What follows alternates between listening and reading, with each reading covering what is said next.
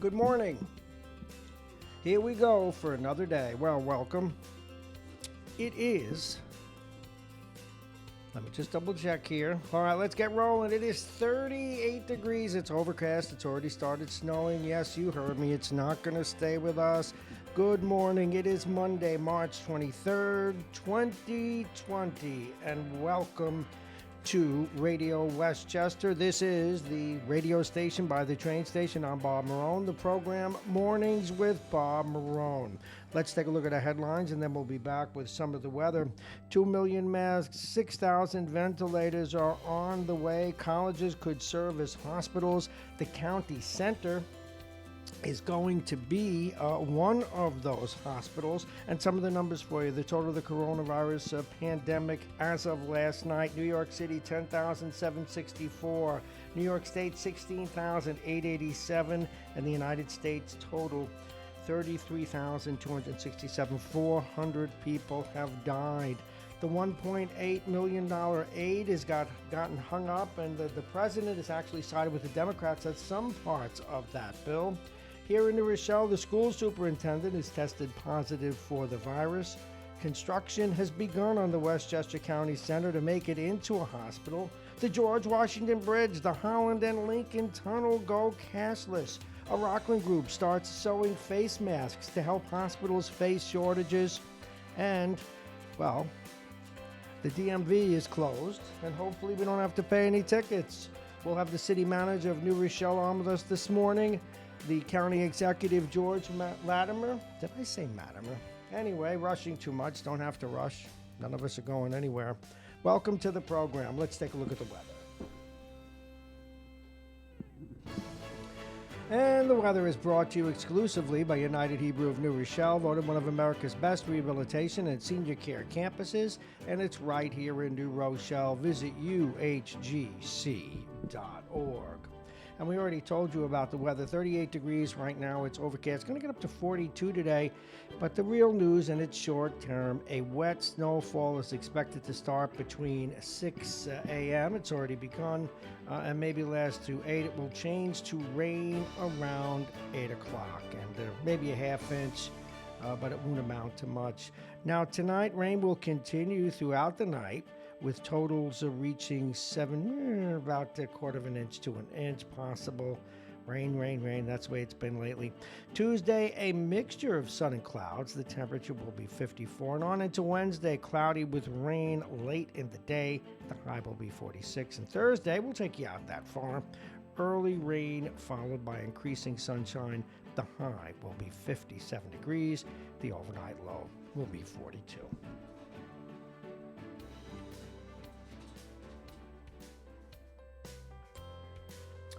Alrighty, we have a lot of news today. There's a lot going on. We have it all for you, from numbers to specific stories. And we're going to start, actually, with the national story because it matters. The trillion-dollar stimulus package that would help offset the devastating economic effects of the coronavirus hit a roadblock last night as Democratic lawmakers blocked a procedural vote on the measure.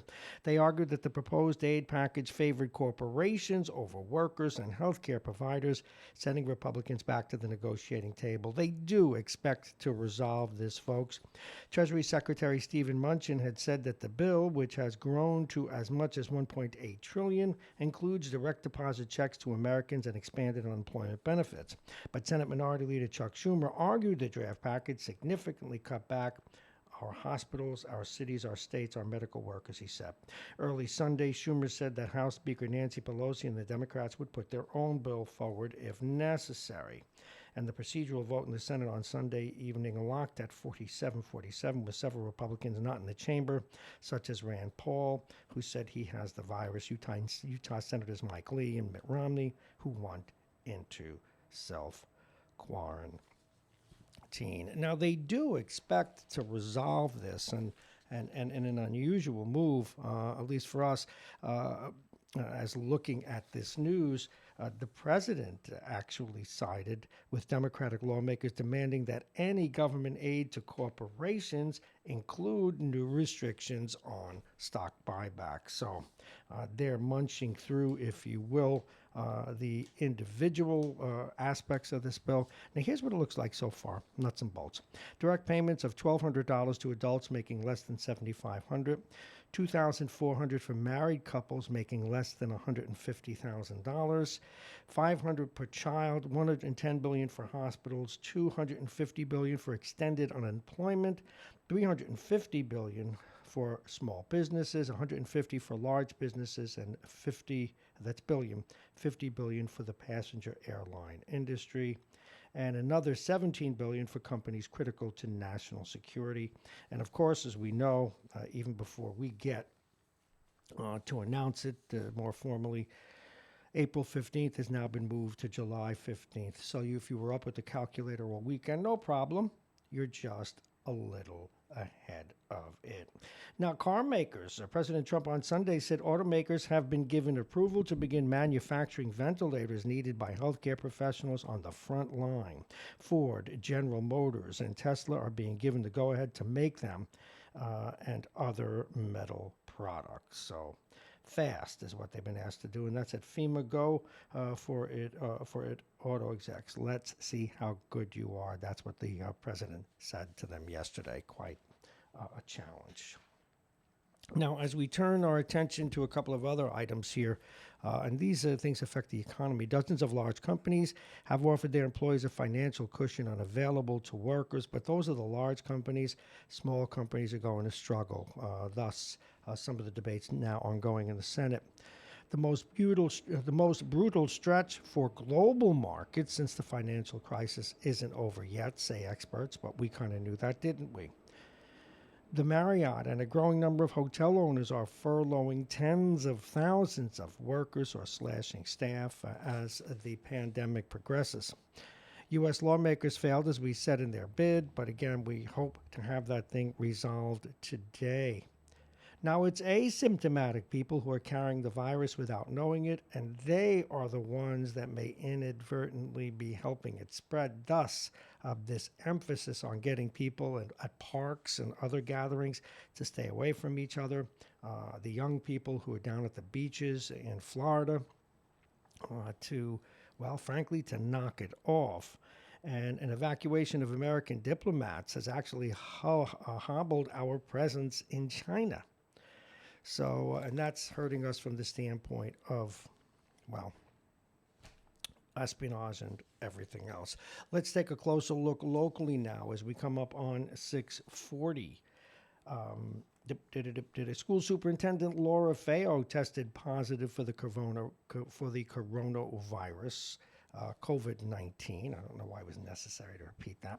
Feo, whose district is in this city that has been the epicenter of Westchester County's outbreak, said in a video press conference that she started to develop symptoms back on March 12th and was told to quarantine herself until March 26th. She doesn't know where she might have contracted the virus. She said her early symptoms were just chills, feeling cold. I later had body aches and, all the rest of it.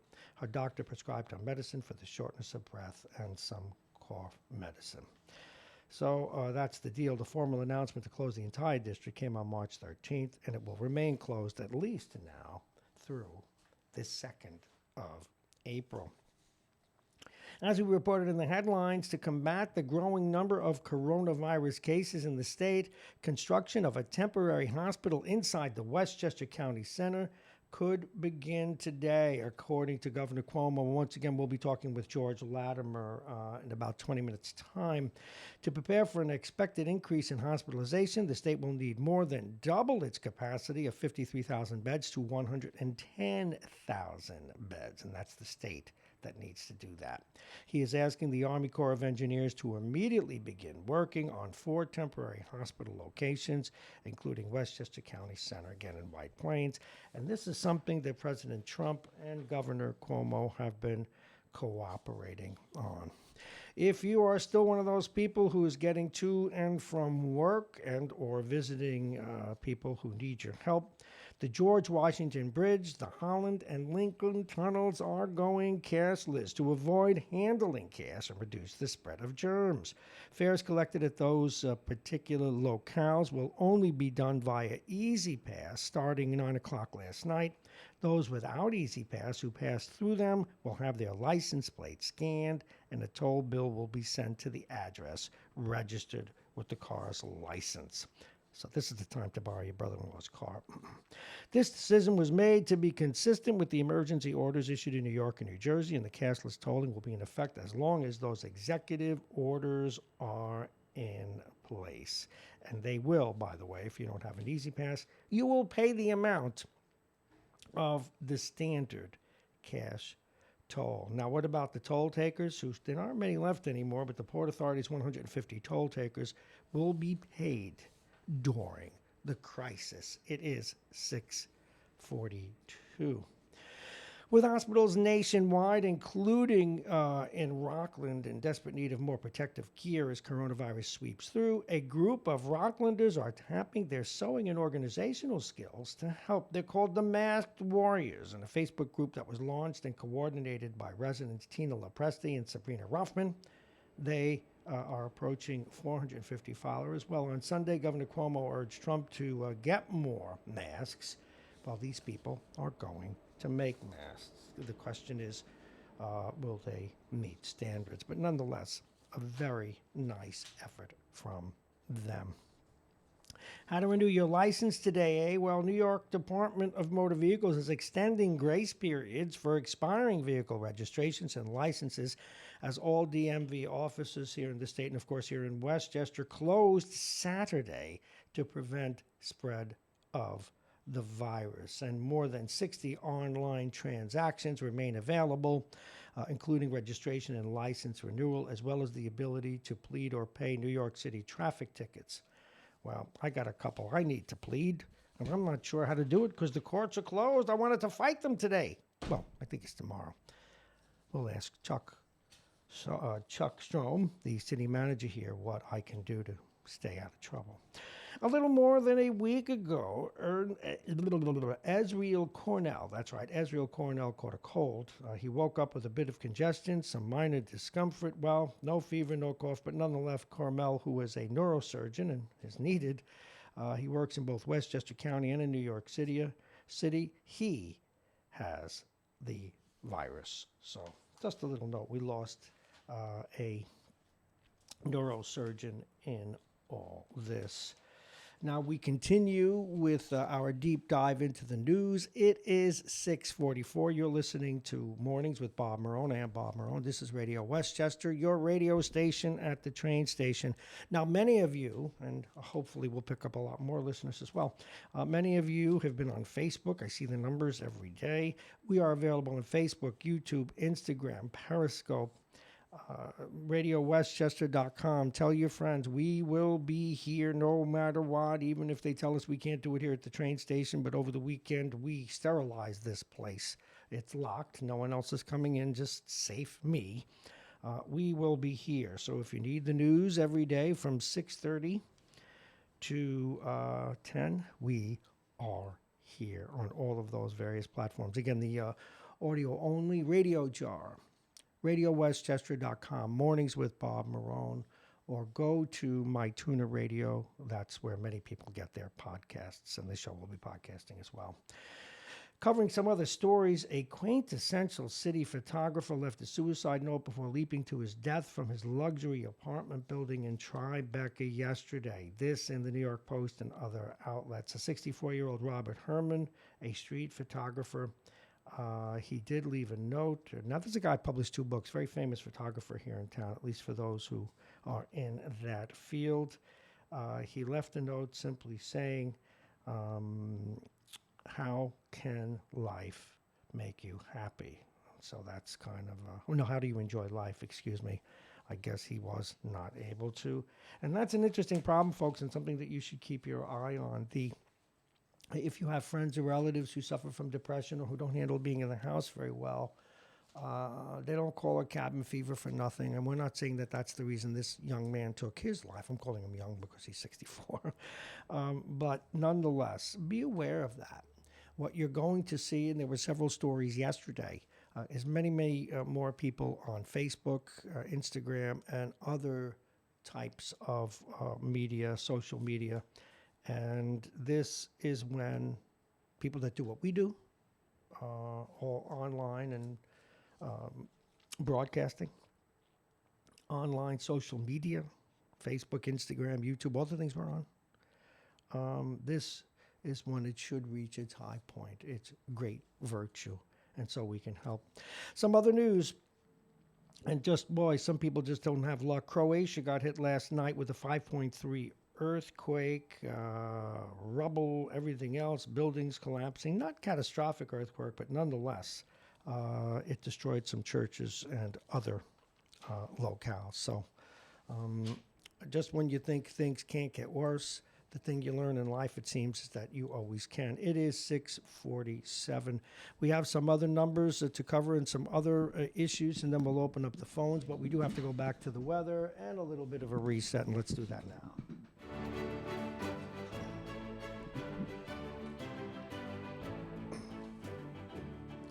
The weather, as always, is brought to you exclusively by United Hebrew of New Rochelle, one of America's best rehabilitation and senior care campuses, and it's right here in New Rochelle. Visit uhgc.com.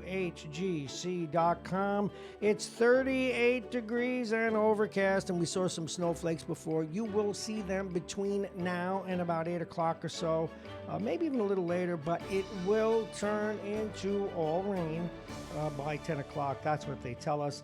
And by the afternoon hours, it should be all rain, slushy coating. You don't have to worry too much about traveling because many of you are not out there. Maybe a half inch and it'll all go away. High today about 40. Rain will continue throughout the night with rain totals reaching maybe an inch. And it tapers to a drizzle with mostly cloudy skies. The temps will hold around 38 to 40 degrees. Tomorrow, a mix of sun and clouds. The temperature will be 54. The wind out of the north 5 to 10 miles an hour. Now Wednesday, cloudy with rain late in the day. The high 46. Thursday, we'll go that far. Early rain followed by increasing sunshine. The high will be 57 degrees as it warms up. And as we continue with this bottom of the hour, remember we are supported by United Hebrew of New Rochelle, the top-rated campus of senior care. Visit uhdc.org. Aging Issues Management, the law firm of Pena & Con, Dominic's Fine Cigars, and Plug-In Virtual Reality. And new this week, of course, our friends at the Beachmont Tavern. We continue with the news. So many things to talk about. Now, they have identified another symptom.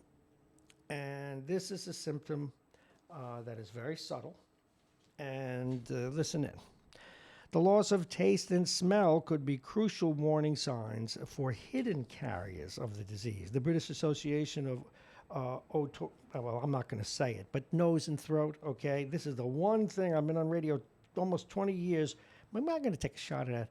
Orthon and otorhinology, I can't, which represents ear, nose, and throat specialists. Actually, if I sat down with a pen and put all the syllables together, I probably could get it, but why waste time? Says it's nose and throat people. Says the loss of senses often appear in patients who show none of the earlier known symptoms, particularly in young patients. They do not have any significant symptoms such as cough and fever, but they may just get a loss of sense or smell. So if that means you, it means you. So be aware, get tested, but more importantly, stay away from older people. 651. Senator Rand Paul said Sunday he has tested positive, and he was not there for that vote last night, or it might have just gone through anyway. Senator Paul has tested positive. He's feeling fine and is in quarantine. And brewing giant Anheuser-Busch is making hand sanitizers. That's pretty good. They've got the alcohol, don't they? That makes a lot of sense. I kind of like that. We already did that story. All right, we told you that FEMA was stepping in. We got so much stuff. Okay, more than 1 in 5 Americans are under orders to limit their outside activity as the coronavirus crisis spread more emergency measures. Several lawmakers, their spouses, and investment advisors sold stock after sensitive closed-door briefings about the threat. Now, a little bit of commentary. We finally did something that was cooperative, that was bipartisan. The Democrats and Republicans equally ran out and sold stock. And we're not going to concentrate too much on that because we want the greater masses of us to be well. But when the smoke clears, they should all be charged with insider trading. They really should. Now, I get it. If you know it and you don't act, you're a fool or not. But if you knew it and you had it ahead of everyone else and you got it on the down low, shame on you. And Martha Stewart went to jail for a lot less. Dianne Feinstein is one of them. Senator Burr, I think it's Senator Burr was another one. He was we have a Republican and a Democrat. Let's burn them at the stake together. We'll have our own bipartisan barbecue. Unbelievable. Unbelievable. Italy, the deaths continue to pile up there, past 700. The U.S. and Mexico have agreed to curtail travel across their shared 2,000-mile border. And this is a story I still am trying to wrap my head around it. It's a sports story. Japan still wants to go ahead with the Olympics. Can you believe it? And shame on the games. That was a big headline in the New York Post today. The IOC, which has maintained the Olympics will go on as planned in Japan beginning in July 24th, is facing mounting pressure to either postpone or cancel the games. And the committee is looking at all options. I guess they probably were hoping that the crisis will be over by then, but it appears that it will not be. But nonetheless, a story worth mentioning. And more stuff. U.S. stocks are already at limit down today, so you're going to see another big sell-off today. And you're probably sick of me making this speech, but be patient. Be thoughtful. And be ready. There will be necessarily bargains. Companies are like good machines, folks. If they've arrived at a way to make money, and they arrive at a process through which they can consistently generate cash flow, and they have products and services that you and I need, they will make money. So it's all about fundamentals. In fact, this crisis may also have people return to those cool concepts of fundamentals. The ability of a business to make money, have a product that people need, and be well run. And still the fundamentals matter. What does the balance sheet look like? Cash flow is huge, much bigger than people understand, because you can control costs to some extent. It's very difficult to generate profit. Or that is revenue, how well they're managed and how consistently they're managed. That's why when you look at those websites that talk about, research, they always give history. And the thing that doesn't get looked at enough is cash flow, the ability of an instance, the ability of a business entity to generate revenue. And my point, there will be bargains, and there will be bargains galore. But be patient, be thoughtful, talk to your financial advisor. America's not going away, and it's the greatest engine in the world ever for generating revenue. So think about that. And a parallel number of Americans filed for jobless benefits last week. And the U.S. oil industry opened a dialogue with OPEC. Talks could help foster a truce among the world's great oil producers. I became a Bronx boy. And we actually don't want that just yet, do we? Because the price of gas is really low. But actually we do. Because that's part of our industrial might. And the Fed expanded a lending operation that will accept municipal debt as collateral amid those funding strains. As we come up now on 6:56, the number just crossed our desk. The number of deaths in Italy just surpassed 800, and wow, Italy is just in such dire straits. The country has more than 53,000 cases. Unbelievable. All righty. Scientists are warning we may need to live with social distancing for a year or more. This said Brian Resnick in Vox.com. So far, such draconian measures have proved the only reliable way to prevent viruses from spreading. A vaccine is still likely to be at least a year away, and herd immunity, which only occurs after more than 60% of the population have been infected, would require the deaths of hundreds of thousands. A new federal report also has a pessimistic timeline The 100-page plan warned that the pandemic, quote, will last 18 months or longer, unquote, and could result in widespread shortages that would strain consumers in hospitals. But we already saw in our earlier reports the efforts to deal with that. Well, here you go. Let's lighten our load a little bit, shall we? Piece yesterday in one of the dailies. Sex or safe sex in the pandemic. It's not always better to love the one you're self-isolated with. This says this report in the New York Post yesterday. The Daily News, you'll pardon me. The City Department of Health issued guidelines Saturday on ways to stay COVID-19 free when the birds and bees beckon amid the coronavirus pandemic. Listen up, do I have your attention? First and foremost, oh my, self-love is the best. I didn't write this. Self-love is the best and safest kind of love. You, quote, are your safest partner, the document reads.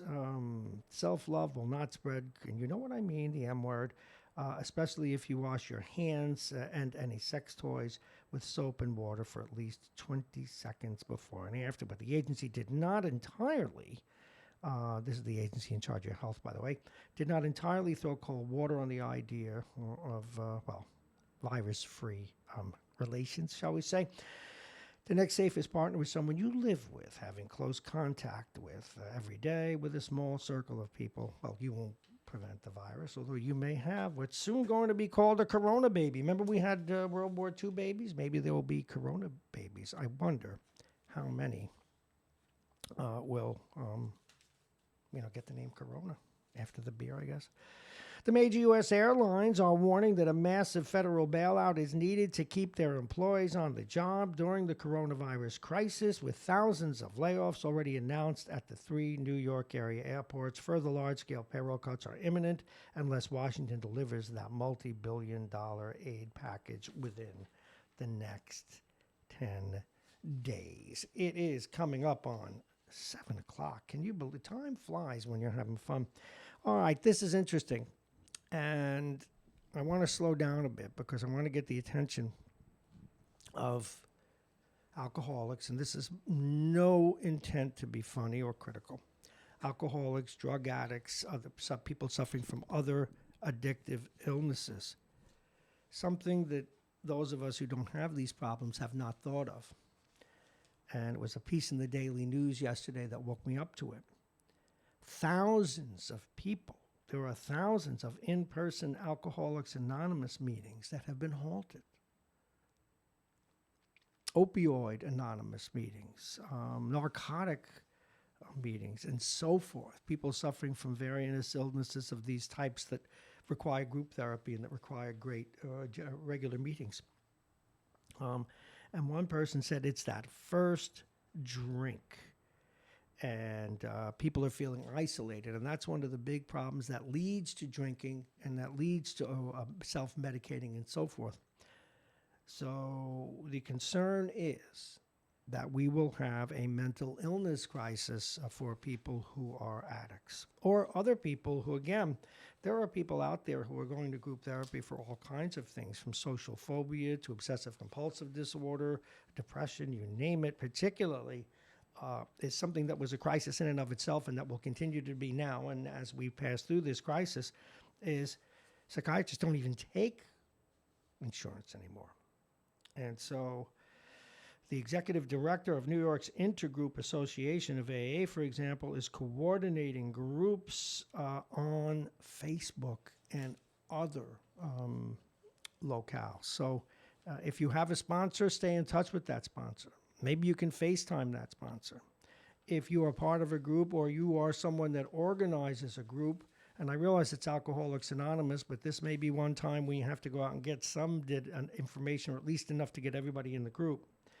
But folks, if you know someone, and I'm not a doctor when it comes to this stuff, I don't know how to advise you, except if you know someone who is a recovering alcoholic or a recovering drug addict, tell them that you heard this. Tell them the society is beginning to understand that they may need special help. And if there's some way you can help them get organized to have those kinds of meetings virtually, we should do that. And before we go to the traffic and weather, many eyes have been on that family down in New Jersey.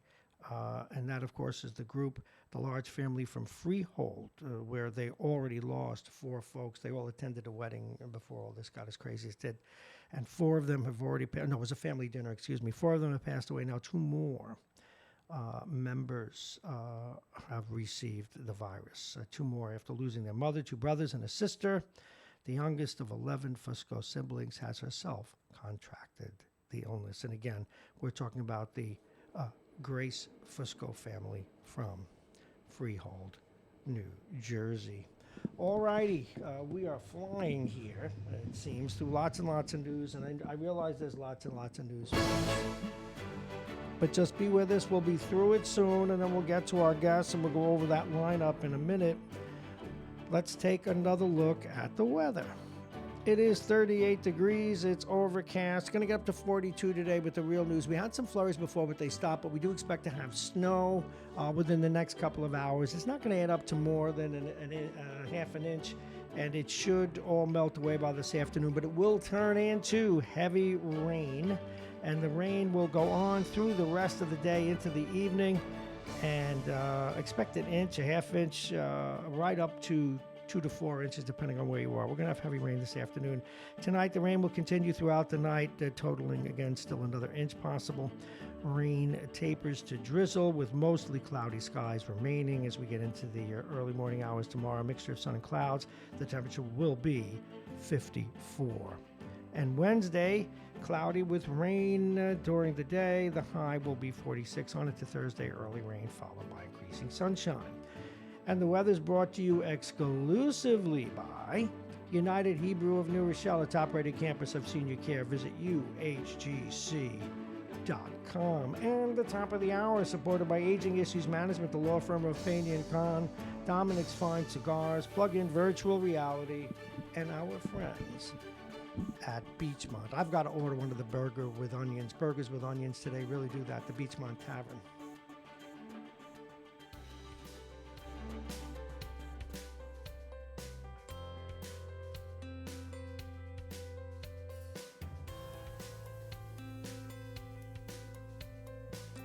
All right. Let's get this ship ready to continue for a full program. If you are just joining us, welcome to Mornings with Bob Marrone. I am Bob Marrone. This is Radio Westchester, your radio station at a very quiet train station once again. We did a full scrub down of our studio this weekend. We've disinfected everything that I can place my eyes on. You may notice a little different look today. The camera for guests is off. We will have no one in the studio. Our doors are locked. We are following the guidelines. So it's just low me. And we will continue that way. All guests will be calling in or otherwise conferencing in. Our program today, Vince Russo will be joining us at 7:20. George Latimer at 7:35. We're going to talk some sports and open up the phones at 8 o'clock, those that aren't already open. 8:20, we'll talk with City Manager of New Rochelle, Chuck Strom, and go over all of the technicalities. What's closed, what's not, how do I pay my parking ticket and stay out of jail. Tom Abinante joins us at 8:50, and Bob Cox joins us at 9 o'clock. Which reminds me, I have to remind the city manager. I'll send him a little reminder. We'll do that in a few minutes. Welcome to the program. So much going on. Again, the big issue is the numbers continue to climb. In New York State now, there are 15,000. And while Westchester had been the early focus, we have seen a bit of a slowdown in cases, at least here in New Rochelle. It's beginning to not level off, but we're no longer the star of the show, and I suppose that's a good thing. But so much to report. So let us continue. California Governor Gavin Newsom on Thursday ordered the state some 40 million citizens to shelter in place, and that's what we're doing now. As of last night, everything is closed from 8 to 8 except certain professions. And They are the things you would expect: first responders, nurses, cops, fire, men and women, news people, fortunately. So we're still doing this. Fortunately or unfortunately, no, it's fortunate for us because this is what we do. And we will talk about that with Chuck Strom, what you can and cannot do. But they're serious, folks. They really need us. They really need you to stay out of crowds, to get out of circulation as much as possible. And an interesting piece apropos of that. We're doing our research this weekend. The coronavirus has unleashed a massive economic shock on the U.S. and the world. And it began with the disruptions of supply chains and restrictions, et cetera, et cetera. And it's just a thought. At what point, and I don't know where that is. I think that the governor is doing really a good job here in New York State. Latimer certainly has, and so forth.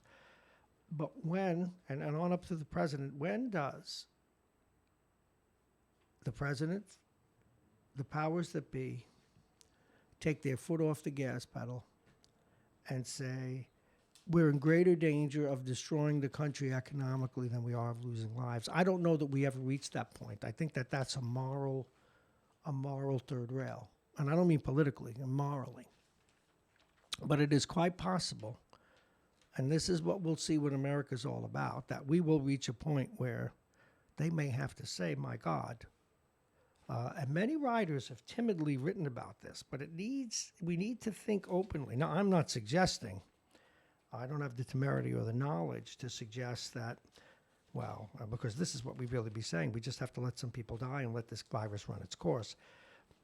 Intellectually, there are many people thinking that, but they're not saying it yet. But that is a stream of thought you will hear if this thing continues for an inordinate period of time. And we only mention it because one of the things one learns when one does news is that all things are possible. And to do an intellectually honest show is to accept the fact that all things are possible. Will we reach a point where more lives will be ruined, perhaps even lost, because of the economy crashing completely, or because of the coronavirus? We're not there, but that day may come. European Union leaders this week drew up a plan to prevent hostile U.S. takeovers. I couldn't believe I found this story of European firms developing drugs to fight the coronavirus. This after a report that the U.S. government tried to buy a German company that has a promising lead on the vaccine. Now, the respected German newspaper Welt am Sonntag reported that the Trump administration offered $1 billion to biotech firm CureVac to relocate its research to the U.S.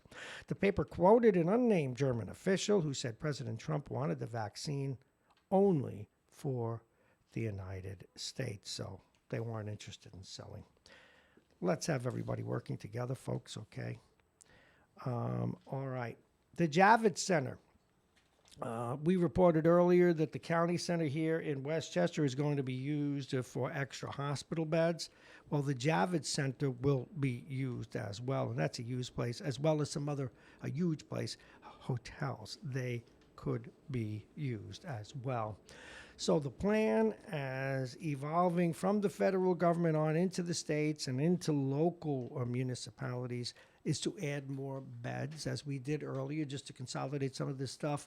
The president has ordered or is working with several automobile companies to make more respirators. Again, when we wrap this up, we'll give you a picture in a moment. It's the law in the 100% of us, the top 15, maybe 6% ultimately, this virus could affect fatally. So we're trying to keep the entire number of people who get the virus, at least all at one time, to a minimum, to keep that statistical portion at the top as minimal as possible. And that's really what this is all about. Now, there is a plea to free many, many inmates in prison. And the question is, how high risk will they be as criminals as opposed to getting the coronavirus? But nonetheless, what they're saying is older inmates and others suffering from pre-existing conditions should not be left to die, says a suit from prisoner advocates. So you will see some decisions on that in the coming days as well. Um, there's a little bit of confusion out there regarding the Madison Square Garden.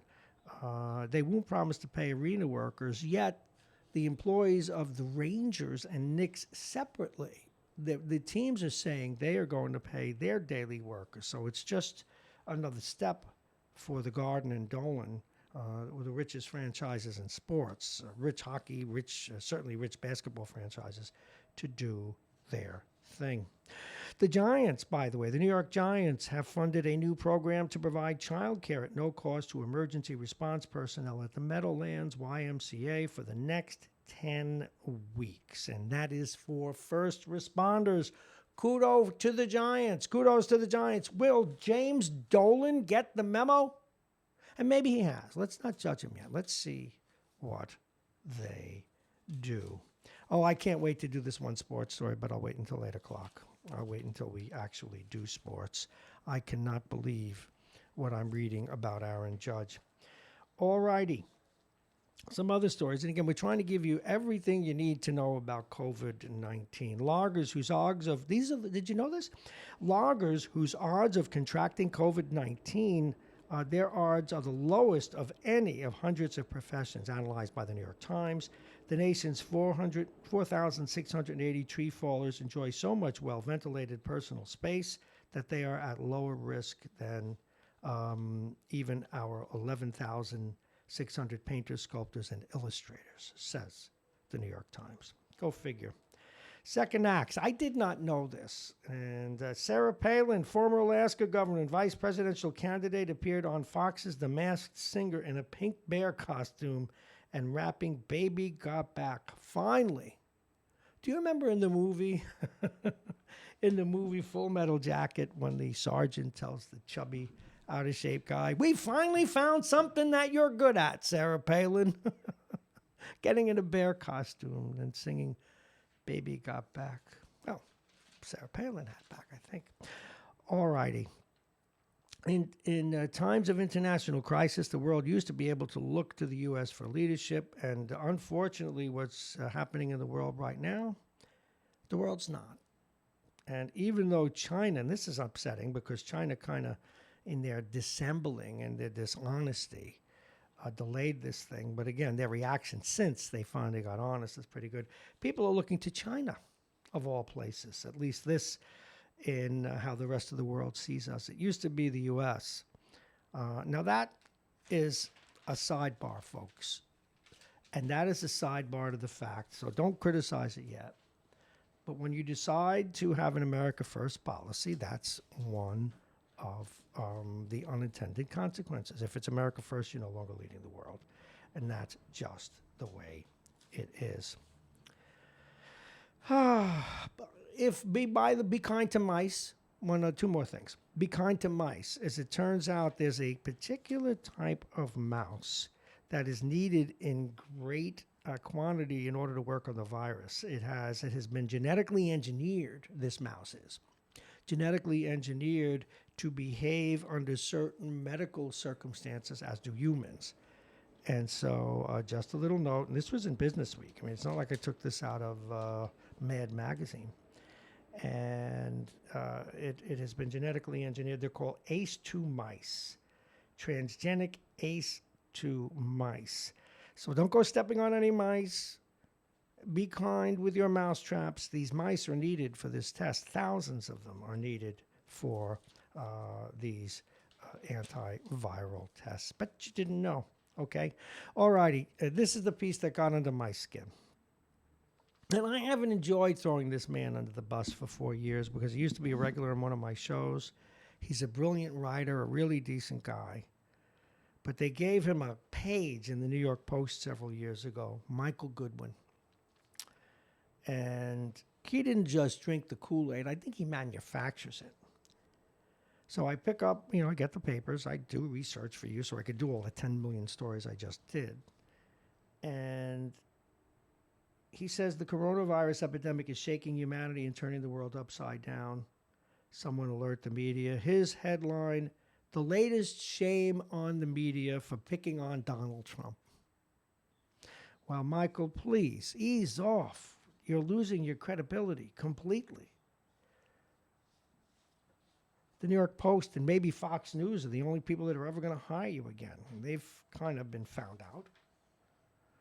And I love the Post. I love all newspapers. I get the other side of the fence from them. I get the other side of the fence from the New York Times. But Michael, please.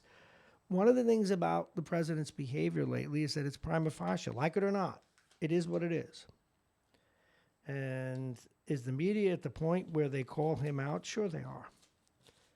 They're at the point where they call out fires, train wrecks, murders, mafia, disease, and bad behavior of presidents.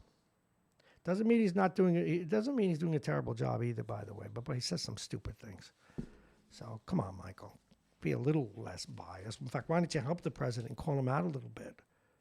You know, tell him to get his speech right. Or tell him to stay on his teleprompter. Anyway, that's my take on it. All right. Peggy Noonan wrote a piece on the other side of the ledger. She's a conservative writer. But she said, we had better, during this whole episode, remember who these first responders are, who the nurses are, who the doctors are, who are the people out there at the front lines testing for the coronavirus, the state troopers that are out there, the National Guard that had been called here to New Rochelle doing a fine job and again, they're not here with guns or not even here with trucks. We better remember who these people are and not just say, well, one more group of veterans has done what they had to do. Good for you, Peggy Noonan. And we do have one bit of general news, and this is one of those things we'll look back. I didn't know that happened while the virus was managing, or at least leading the news. Ken Rogers, the appealing, gritty voice behind 70s and 80s pop and country hits as The Gambler, Lucille, and Islands in the Stream, died Friday at the age of 81. He died from natural causes. And great singer. Just a great part of Americana, and he certainly will be missed. It is coming up on 7:19, and we've not heard. Sometimes, folks, you got to wake Vince up. Oh, he heard me. Oh, okay. Sometimes you got to wake him up. All right. Now, I wanted to cap all this by reminding folks, after all of that news, everyone or 99% of the people listening to this, maybe that's an exaggeration, are going to be fine. Maybe it's 90%. 95, we'll leave it at that. You're going to be fine even if you get the virus. You're going to feel like you have the flu. You're going to get, like, if you feel like you have a head cold, as we reported earlier, you're going to maybe lose the sense of taste and smell for a while. And if you're older, it may hit you right between the eyes and put you on your butt. But most of us are going to get through this. So please, don't go running around panicking. You don't need to get every shred of toilet paper, every bottle of milk, every slice of bread. It's all going to be there. Those are essential services that are going to continue. So let's all be sensible, and let's all use the web. Let's all use Facebook. Let's all use the other social devices that now will be as valuable or more valuable than they've ever been. And similarly, and why we're proud of what we built here, we are on every single outlet that matters in the planet. Virtually, we're on Facebook, YouTube, Instagram, Periscope. I know I missed a couple there, but we're on all of those. We're also on all of the podcast sites, iHeart, iTunes. We're not on, I guess it's radio.com, but we will be soon enough. We'll be on Spotify soon enough. We're also on radiowestchester.com, Mornings with Bob Marrone and My Tuner Radio. Let's go to the phone and see how Vince is doing. Good morning, Vince. Hey, good morning, Bob. I thought you were going to be late. No. Perfect. Did you fix your clock because you called in right on time? No, I'm just kind of winging it. That would be like a sight on a gun. You finally adjusted for the sight being off. Well, if things couldn't get any more bizarre, it is snowing lightly here. Yes, I know. It's snow. We had a little bit of snow earlier, and if you listen to my broadcast, oh, there, look at the size of that flake, the size of a quarter. It's snowing here now lightly. It's going to snow for a couple of hours, and up where you are, you may get a half inch or so, which is something you would be used to. So, no, It what? Did I is say something? no, no, no, not at all. It is so crazy. The other day it was 75 degrees. Now it's snowing. I don't know. I guess I shouldn't be surprised with any of this, the way things are going these days. Well, no. Hey, how would you like to be? And I did it earlier in Croatia. They had an earthquake this morning. You just can't get. That's what you know. When he's down, kick him. It's just awful. But yeah, I don't know. It's going to snow, but then it'll give way to rain as usual. It's going to rain all night. It's going to rain cats, dogs, butterflies, you name it. Yep, yep. Well, to your point about most people um, probably getting this virus and surviving. A mutual friend of ours believes he got it. He was never tested. His business partner had gone to a trade show in Las Vegas, and where there was all these Chinese. This was back in probably the end of January, Hmm. and they were all coughing and sneezing and blah blah blah. And the business partner, he kind of didn't feel that well. He came back here to New Jersey, where the company is, and several people in this small company got sick. Two had to be hospitalized for pneumonia, but fortunately they're okay. And the mutual friend of ours, um, he he got sick 3 4 days, in bed completely on his back, and then a low grade fever, and then coughing, and then he got over it. So again, he was never tested because it was so early, but there's a very very good chance that Oh, and didn't you he tell me got it. he was at an electronic trade show and Yeah, oh yeah. my, yeah, no, he definitely had the disease. But you know what? A lot of people have had it and didn't know it. And I know someone here in town. I'm willing to bet had it. I'm not going to out them or anything like that because it's over now. But yeah, that you would be shocked. In fact, see now you wake up. We listen to you in the morning, and we're not sure if you're calling from the grave or not because you wake up all congested. Yeah, I'm yeah, my voice it always sounds like this in the morning. I always feel not my chest congested, a little bit in my throat, and I don't have the cough button, so I'm always reluctant to cough on the air. But No, it's okay. You can cough on the air. Well, you know what? I'm taking a Tylenol now. I use a CPAP, okay? And every once in a while, might have been last night, I wake up or I fall asleep before I put it on. oh yeah, And so I wake up with a headache. I wake up with sniffles. I wake up congested. I wake up, feeling like out of morto.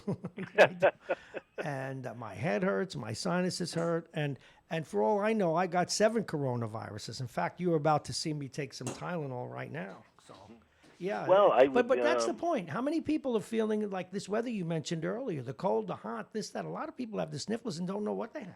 I know, and it's unfortunate because then now everybody's paranoid about, oh my God, do I have it, and this and that. And I think if you have any kind of symptoms, you have to assume you have it, Yes. just in terms of social interaction. You got to stay away from people and things like that. Although you know what's interesting, and I know it's necessary medically. So if you have the symptoms, they want you to be tested, but so you have it, and then they just will go back to isolation.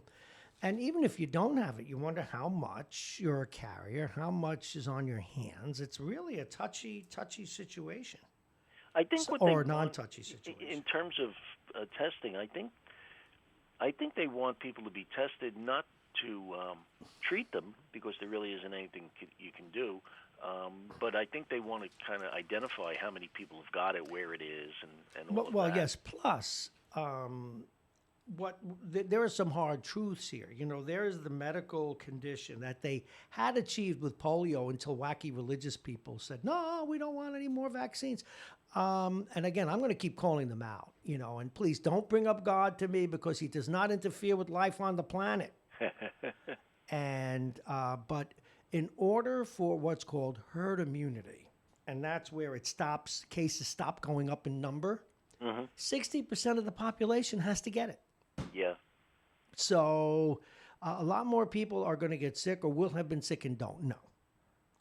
Yeah, And we still don't yeah. have enough test kits to find that out. So, although I did mention something else, and when you do this kind of show, you got some hard truths that you don't want to go to. It's kind of like why the school chancellor now in New York. Thank goodness the racist school chancellor's on the ropes, but this was a good, well-intended thing that backfired. A lot of the schools didn't want to close because kids wouldn't eat, but they really didn't want to get into the fact that so many Yeah, kids don't eat. yeah, that's true. But now you've got the harder issue. I'm going to throw this out there and I'm going to let you wrestle with it. At what point do you look at the landscape and say, more lives will be ruined by a collapsed economy than having people stay home from work, and some may die? Hello? Yeah, I mean it's a hard choice. I don't know.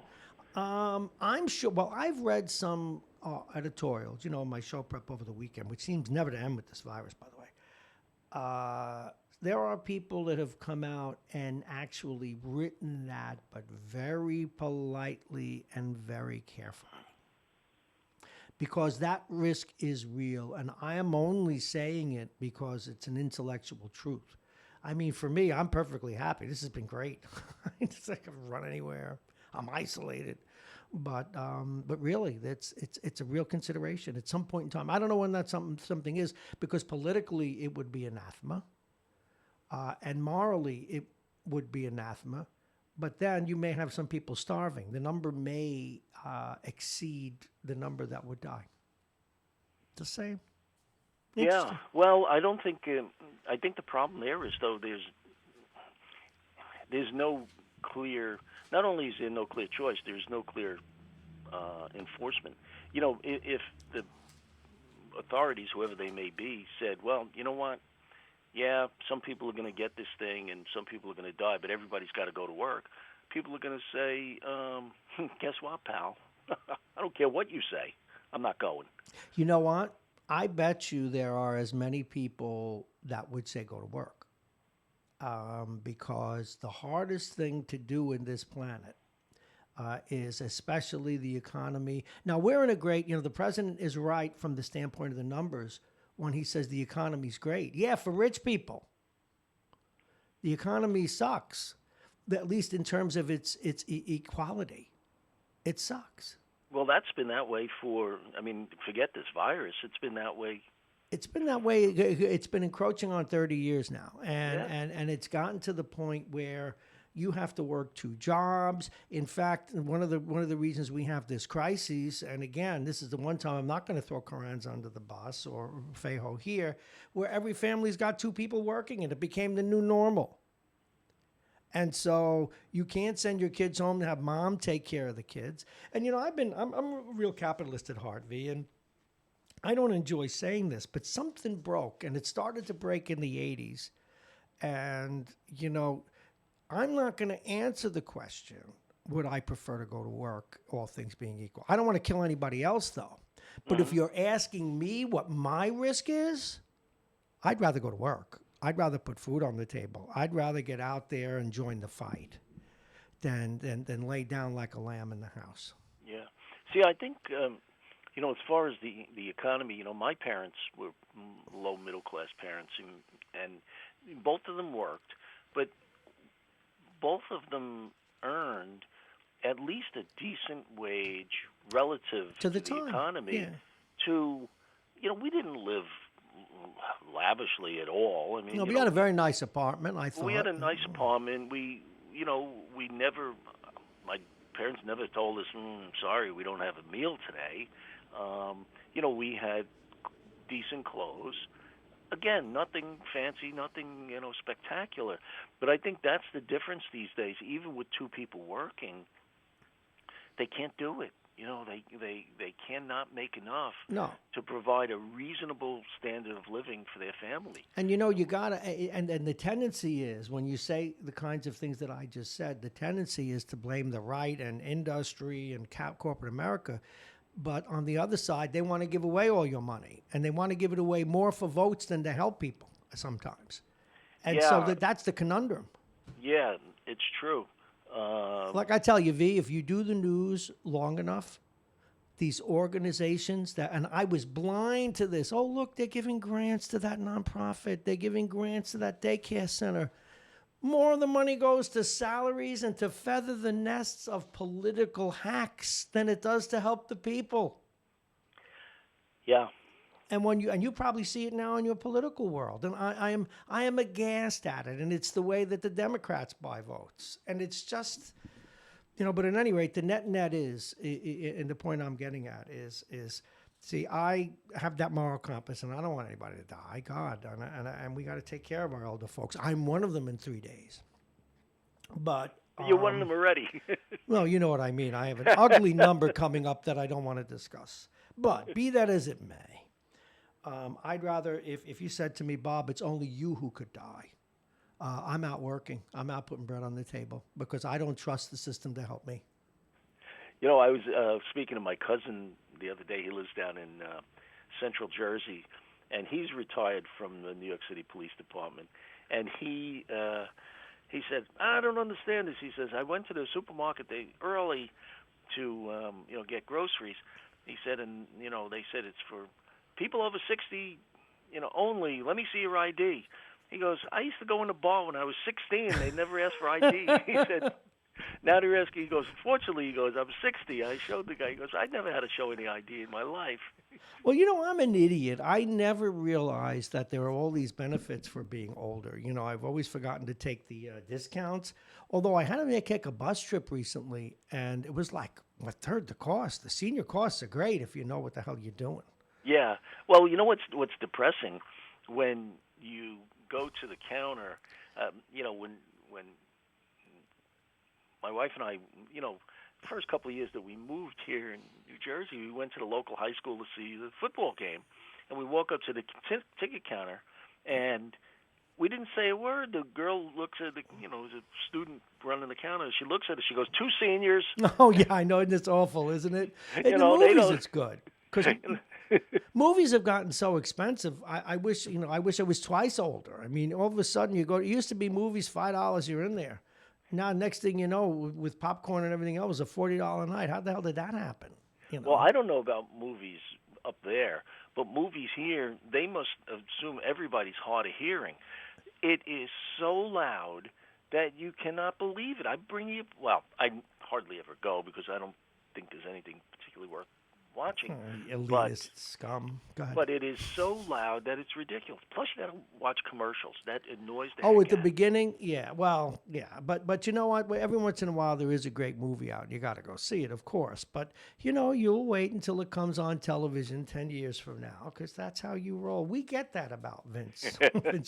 Hey, listen, I got to get ready for George Latimer, so I got to run. Vince Russo, thank you very much. We may call you back on later. I got other things. No YouTube this morning, pal. Oh, shh. Oh, please don't make me curse on the air. I'll tend to it. Bye. It's the one thing where the hell is wrong with YouTube? We will reach out to our electronic folks right now. It is 7:36. George Latimer will be joining us directly. But I have to take care of a little business here. Please read this on air. Get involved. How you can help. Okay, well, let me just put this. No YouTube, so to get the engineer nuts. All righty.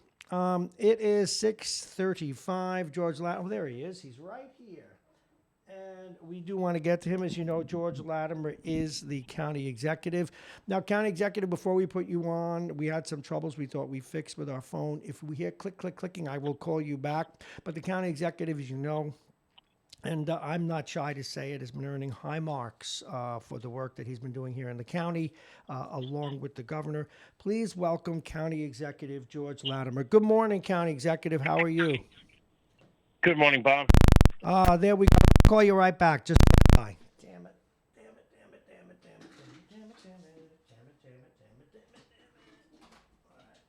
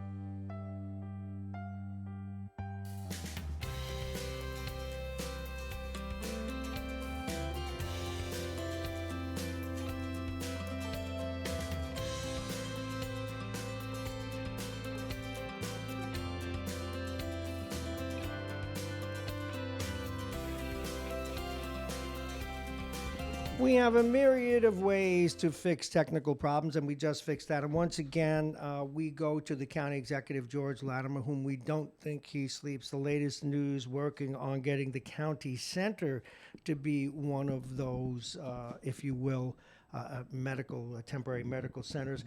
Good morning, county executive. How are you? Sorry for that glitch. Good morning, Bob. How are you this day? Well, the question is, are you getting, you getting any rest yourself? Not really, no.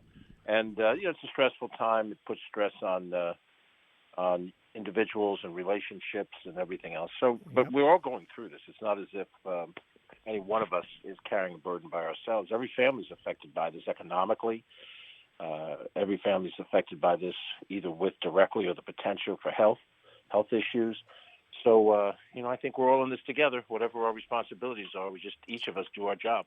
Well, as you have been doing yours, and I know right now the last thing on your mind is probably politics, but you certainly, I think, by even people, I'm in touch with all kinds of folks here, and even people who aren't the biggest George Latimer fans, maybe they're hard right folks, but everybody's pretty happy with the job you've been doing, but it can't be easy. Tell us what's going to happen at the county center and then some of the other things ongoing. Well, the announcement by the governor a couple days ago that indicated the county center would be one of a number of different sites for additional hospital, location, was expected on our end. I mean, we had offered it up as we had Glen Island and Playland parking lots and a host of other county assets to do whatever we could to try to be helpful in this crisis. And the county center is a large single area. It's got obviously the big main floor that can be usable, and we have a series of side rooms that can be cordoned off for certain purposes, and then a little theater upstairs. So the facility has been used for all sorts of entertainment. I mean, sports events, big conferences. We've had exhibit shows there. You name it, we've had it there. Most recently, the circus and so forth. But now it may be a venue to save lives, and we're all told, and I think we're starting to see it in New York City. We'll see it in Westchester soon enough. Comes the surge. And what the surge is the intense number of people who get severely sick from this disease. We've talked before that 80% of us should be able to fight it off with our antibodies. It'll affect us, it'll be sick, but we'll be able to recover without having to go to the hospital. Some 20% of us who get it will wind up hospitalized, and then the higher percentage of people who are vulnerable can succumb to the disease. And when you're seeing this in Italy, 400 some odd a day, 300 some odd a day, that's a terrible. So they sound like things that are happening in a war zone where you lose. There's an attack on a community or a battalion and they get wiped out. So I think that's what we were worrying about and we're fearing. We have terrific hospitals in the county, but we never expect to have 10, 12, 15% of our population hospitalized at one time, and hospitalized with a very serious disease that cause respiratory effect and ICU type level of effort. So. The work is cut out for us. We are nowhere near where we need to be, but by making the county center available, and I think the governor's talked about the Javits Center and SUNY Stony Brook out on the island and some other places, that will get us some of the space we need for hospital beds. That's not all we need. We need protective equipment for the individuals, which we're working on that at the local level. Ventilators, which frankly is a task of the federal government because they have to work with national manufacturers, get them to work 24/7. Mm-hmm. To produce ventilators and incentivize them to do that. We need qualified people to run it, technicians, and we need nurses and doctors. We have a shortage of nurses already, and so we put a call out for those who are nurses who might be retired to come back into service. We've got about 50 some odd requests from our call, and other jurisdictions now have called as well. So we're trying to get that number up, and we'll probably need general volunteers as well, people who are willing to give up time and energy and effort to help us organize the effort. But it hasn't, the surge hasn't hit yet. So anybody who thinks, well, I don't see anything yet, it's been out here for about a month, just take a look at China and Italy and South Korea. And, in this season of Lent, which, of course, those of us who are Christian believe in, this is a time for repentance and contemplating things that are greater than you. And this virus is a serious reason to think and to be humble and to go forward. It sure is. County executive, when you put, I'm sure you have people that do this, the federal government does, the state. When you put an algorithm together or a projection path For example, we know we're going to need all these ventilators. And by the way, a story broke before the president has asked some of the car companies to build those things, to build ventilators. Um, and the county center will be needed. The Javits will be needed. At what, where, how far down the line do we see that? If we were to look at the models now, is it 3 weeks away? Is it a month away? Or is it hard to estimate? Well, I'm tracking what you're tracking as a layman, so I don't necessarily have inside information about the total direction of the contagion. The general sense that I have from what I've read is that we're a couple of weeks away from seeing the surge in a place like Westchester. Now, the more densely populated the area is, the more vulnerable it is. And I think you've seen it almost overnight. There was a point about a week ago where we still had more cases than New York City did. And of Mm-hmm. course, that's long since behind us. Even Nassau County has passed us now. So the denser the population, the more the concern is for the surge. And, it's not like we have to have enough hospital beds in Westchester to deal with just the Westchester patients. If we have an overload from Rockland, if we have an overload from the Bronx, Westchester beds are beds to save lives. They're not, set aside for Westchester people. So even if we manage, this sort of flattening the curve as best as we can, there's going to be a demand in a metropolitan area of 16 million people that has to be met if we want to save lives. And at the end of the day, as bars are closed, restaurants are closed, barbershops, beauty parlors, you name it, the economy is just, tanking all around us. People are out of work. Mm-hmm. Local small businesses are going under. The governmental revenues and expenses are just completely in free fall. It's all to save lives. So we will do what we have to do to save lives, and then, like anything else, try to put the pieces back together after. My guest, the County Executive George Latimer here on Radio Westchester. I saw last night a press release from y'all that the bus system is, you're not going to be charging fares in effect, and people are going to be going in and out of the back of the bus. Did I read it right? That's correct. We're going to segment off the first few rows around the driver so that the drivers are not potentially compromised. And people might think, well, you're doing it just for the drivers. If we lose our bus drivers, if they all get the disease and can't drive the buses, then we don't have a mass transit system. So we've got to protect the drivers from contagion, just like we have to protect police and firefighters from contagion. So, and now this is now free bus rides sounds good for those who use the buses. If you paid a monthly, payment, it doesn't matter yet until April comes along. But this is another lost revenue. We've lost revenue hand over fist and sales tax, all the stuff we talked about in February and before, the strong economy and where we were going to be with the budget. I had cut taxes a little bit last year. I'd hope to do the same this year or freeze it. That's all gone. Well, That's yeah, all ancient history. it's a whole new ballgame now, if we lose the bus revenue, that's an additional thing. But what do? You've got to run the buses to get people, to where they have to go. And it's by the way, the buses are not super filled right now. You have people that are hopefully sheltering in place and not going out unnecessarily, but you still need a method of mass transit, and the bus system is what we have in Westchester. And if you're in one of the more affluent communities, you don't see many people on the buses, but you go down to Mount Vernon, Yonkers, downtown near Rochelle, you see plenty of people on these buses who have to go from point A to point B. In any event, long story short, you want social distancing on the bus, and you want to protect the bus drivers so they will be healthy enough to drive the buses. So people come in the back door, they space out, and the bus driver isn't exposed to their contagion, and we go forward, and we do that, and we lose revenue, and it's the price of doing business. You've been in these studios here at the train station. It is absolutely dead quiet, and very few people going to or from the train. The short-term parking lot is empty, which is nice for me.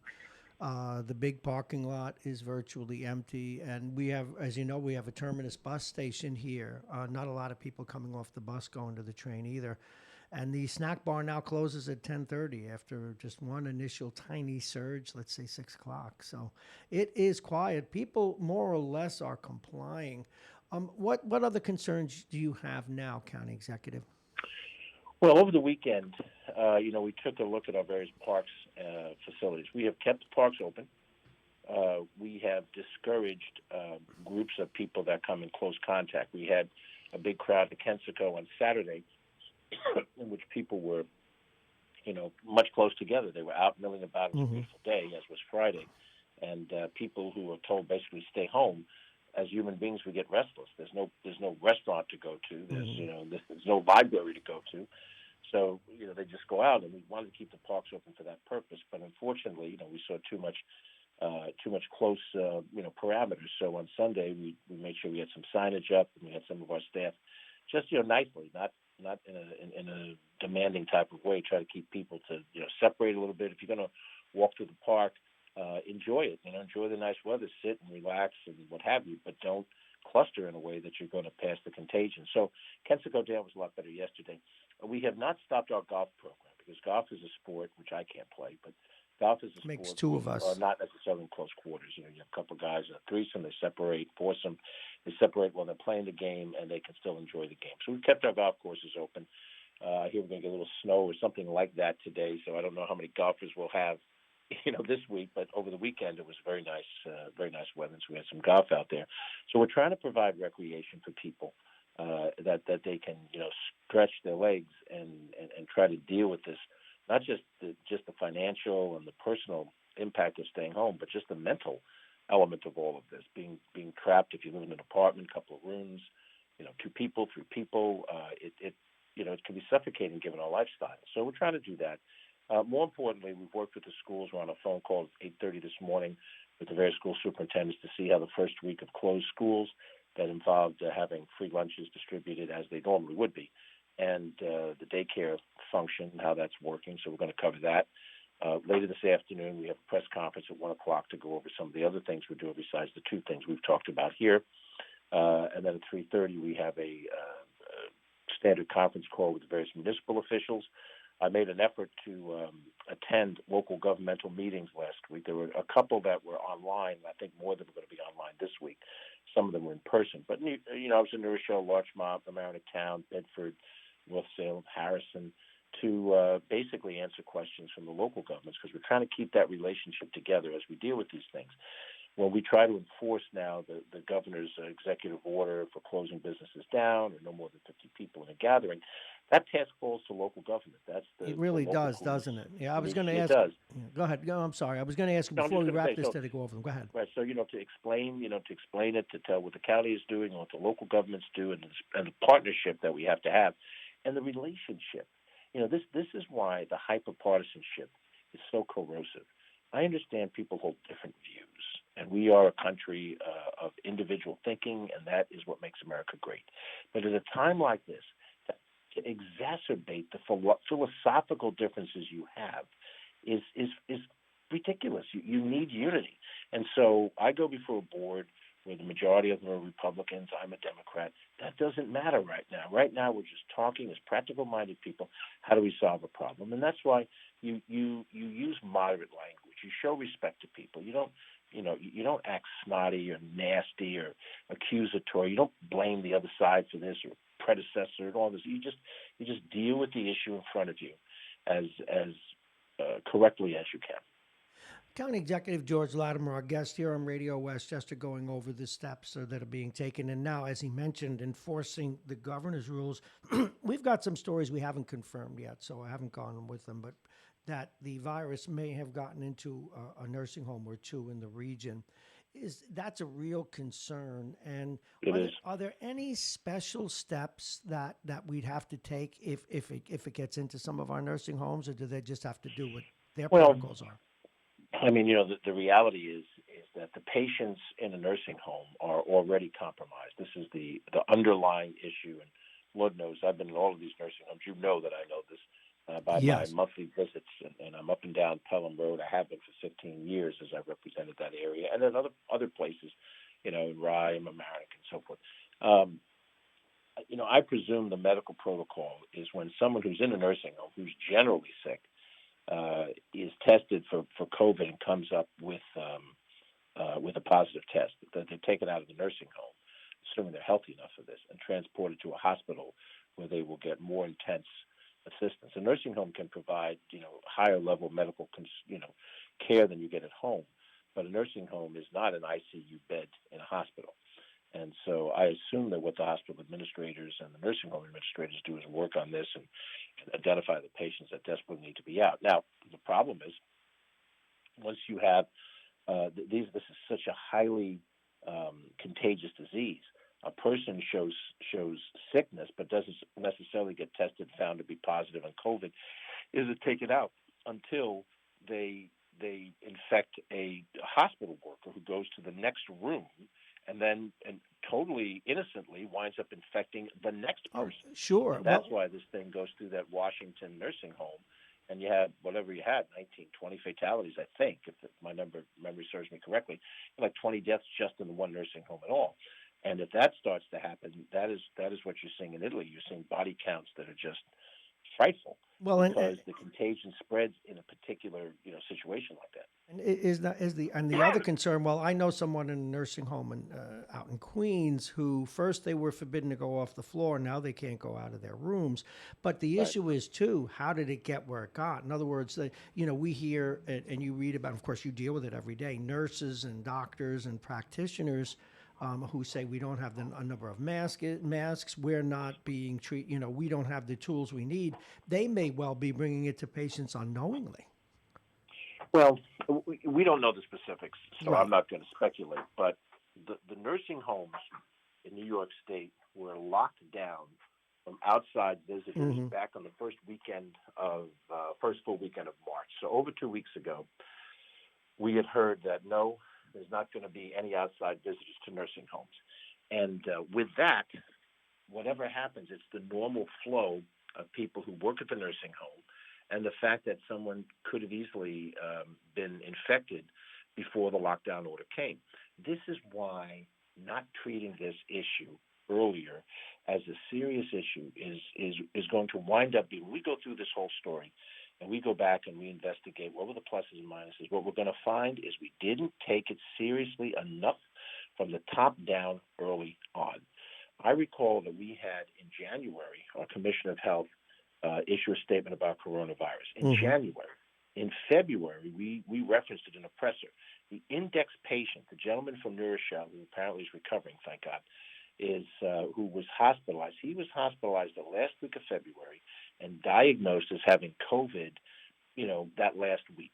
And then all of a sudden, the first weekend in March, we have our first patient in New York. We have our first patient in Westchester, yada, yada.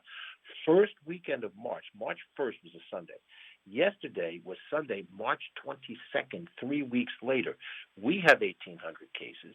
The city has God knows how many more than we do. Hmm. Nassau's got more than we do in the space of 3 weeks.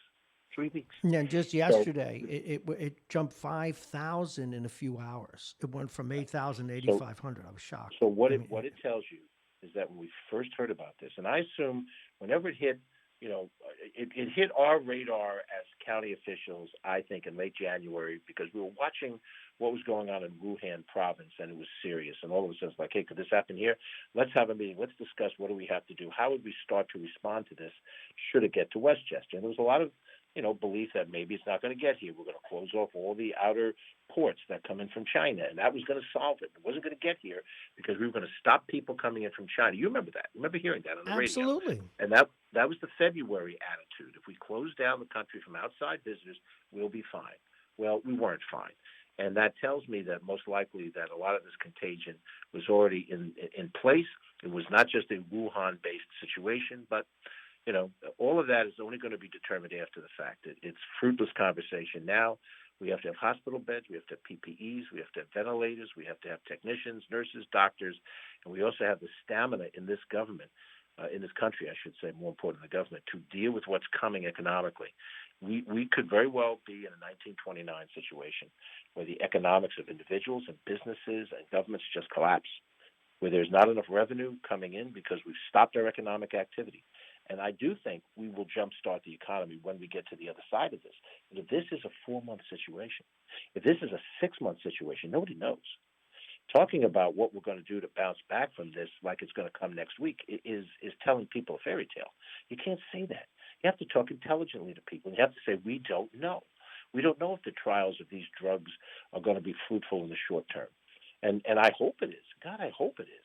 But if I go out and talk about that, Of it'll make course. people think, oh, the cure is coming in a couple of weeks. We'll be out of this, and we may not be out of this. These restaurants may be closed for 6 months. Oh How many yeah. of them are going to be able to reopen? I can tell you And that those of us in small businesses here, we're going to lose our sponsorships. They're going to lose their yeah, revenue, and we're looking for these new small business loans that the government supposedly.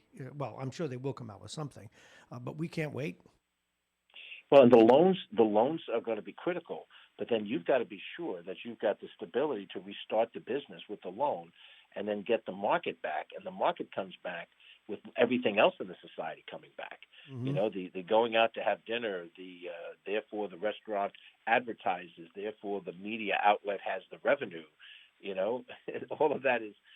We're such an intertwined economy, Oh and I yeah. can tell you from a government standpoint, as I said a few minutes ago, people are saying, "Well, I don't want to pay my taxes this year." Well, let me tell you, my friends, I understand everybody hates taxes. I get it. I was on the other side of the coin. If you think not paying your taxes is going to help you, then what? We're not going to have a police, a public health department. It's as simple as that. So this thing is something where if the federal government, and it cannot be done by the state. I give the governor tremendous credit for the way he's functioned. He's really shown grace under pressure, and I think we've all tried to show that. The mayor of New Rochelle, Noam Bramson, the mayor of Larchmont, Lorraine Walsh, Tony Colavito, and Eastchester, everybody is showing talent and skill at this level. At the top, there has to be this complete commitment to the same things. And I'm not saying it's not there. I'm not getting into partisan politics per se, but I really don't want to turn on the TV and hear anybody talk about prosperity is just around the corner. Herbert Hoover did that for 4 years, and it didn't work. What does work is the specific outline of how you're going to fight the health right now. Flatten the curve, get through this in as short a period of time as you can, if it's 3 months or 4 months, whatever. And then you need a national stimulus program to put this country back on its feet. And if you do that, we will get stronger. If you don't do that, if you hem and haw, if you look for finger pointing and enemies, then you're not going to find it. County Executive, I want to thank you for all your time this morning. Any final words that you'd like to pass on to listeners? And you know this, of course, but if you need in any way, shape, or form, you or your staff to get the word out, you just call and we'll make it happen and we'll interrupt programming. No, I appreciate that, Bob. Just very simply, my voice this morning may sound grim. It's a gray day with some snow falling. I think I'm being realistic in the things that I'm talking about. And underneath what is grim sounding is the basic American optimism. I am an American born here, like many who listen. And, you could talk about 9/11, what that was as a test. But as I've said to you before, now other people are picking up the same theme. This is the test of our generation. For you and me, it came late in our lives. For my parents, they were in their 20s when the Depression hit. My father was in his 20s. My mother was in her preteens. It hit, and it was a terrible test for the society. But I do believe that Americans, all of us, and that means all demographics, white, black, Latino, Asian Americans, if you're here in this country and you're an American and you believe in this country's philosophy, we are resilient people. We're tougher than we look. Yep. When Russia takes a look at us, they think we're weak. We're tougher than they think we are. But it requires discipline and it requires stamina. And stamina means when things are going bad around you, you don't freak out. You don't scream and yell. You don't point fingers. You just buckle down like they did during the Depression. You do what you have to do. You feed your family as best as you can. We in government have to help you do that, but we can't make it right in a day or a week. And we understand that. You understand that, and then we get through this. Well, thank you very much, and stay strong. And listen, people need what you're doing, so make sure you get enough rest, stay healthy, and get tested. Thank you so much, George Okay. Latimer, County Thank Executive. you, Bob. Take care. Thank you, sir. All right, so we call that upcut audio in the business. I put the music on too quickly. Sue me. Hi. All righty, it's time to reset. It is 8 o'clock, and let's see who's... We're going to talk a little bit of sports, have a little... By the way, Anthony Galetta had sent me a text before. I hope he calls. And if you do me a favor, call on the hotline. If he calls, he wants to talk about his roller derby days, and we're going to set some time for fun and games right now, sports, things like that. And just as a tease, who in God's name, who is the doctor for Aaron Judge? Can you believe this? He had a cracked rib, but he also had a collapsed lung. He must have had a vet treating him. I don't know. Alrighty, let's take a look at where we are. It is now 8:03. You're listening to Mornings with Bob Marrone. I am he. This is Radio Westchester, your radio station at the train station. There's nary anybody here. There's snow, though. There's some snow coming down finally. All I can see is my little blue car, and that's about it. I saw 3 people so far. It's crowded. All right, let's take a look at the weather. United Hebrew of New Rochelle is our exclusive sponsor of the weather. And they are voted one of America's best rehabilitation and senior care campuses, and they're right here in New Rochelle. Visit uhgc.com.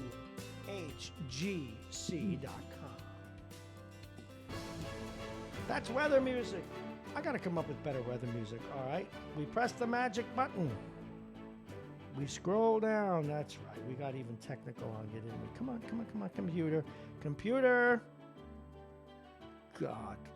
You know, I was reading about Ted Kaczynski. He wanted to blow up technology. Sometimes I realize why. It's 38 and snowing lightly right now. It's going to snow a little more heavily as we get through about 10 o'clock, and it'll ease off of snow into rain.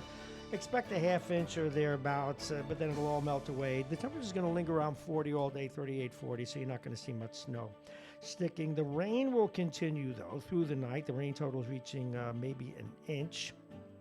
It'll taper off to a drizzle. Mostly cloudy skies remaining. Temps hold around 38 to 40 degrees. Tuesday, a mixture of sun and clouds. The temperature will be 54. Cloudy with rain late in the day on Wednesday, getting around 46 degrees. And we're going to take into Thursday because there's a little better news. After early rain, you'll have increasing sunshine, and we'll get up to near 60. We like that. And the top of the hour is brought to you by Aging Issues Management, the law firm of Payne & Con, Dominic's Fine Cigars, Plug-in Virtual Reality, and who else might we be complaining about? Well, not complaining about. Hey, folks, you want a really good burger? I mean, I'm talking about a better burger than the chains. And you can call in to the people over at Beachmont and tell them that you want the well done, well, I like it well done, but however you like your burger, with the sauteed onions. My God. And then a little salad on the side, so this way you can keep to your dietetic needs. Call them up, go pick it up. You will thank me. All right, let's move on and welcome to the program. We're going to open up the phones for a little bit. I did want to talk a little bit of sports. Everybody's talking about Tom Brady going to the Buccaneers, but I want to know who the doctor is that worked on Aaron Judge. Now, I don't know if Aaron knows this, but he should pick up the phone and call the Rangers' Chris Kreider.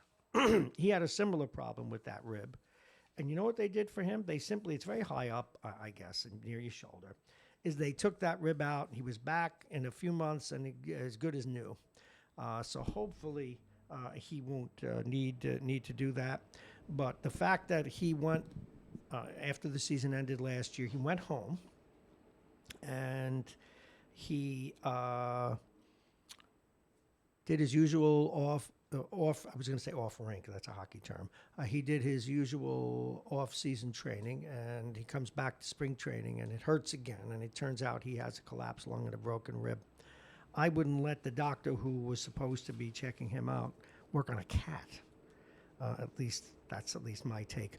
Other than that, all the rest of sports, dead. Nothing's happening in the sports world. There is some golf going on, and as George Latimer said, not very interesting. We're going to go up to the phones for a little bit. In about 14 minutes' time, we're going to talk with Chuck Strom, the city manager here in New Rochelle. And what we, besides saying hello to him and welcoming him back to the morning show, we also want to get the very specific rundown about city services here in New Rochelle. Now, first, the phone number, 914-999-4006, 914-999-4006.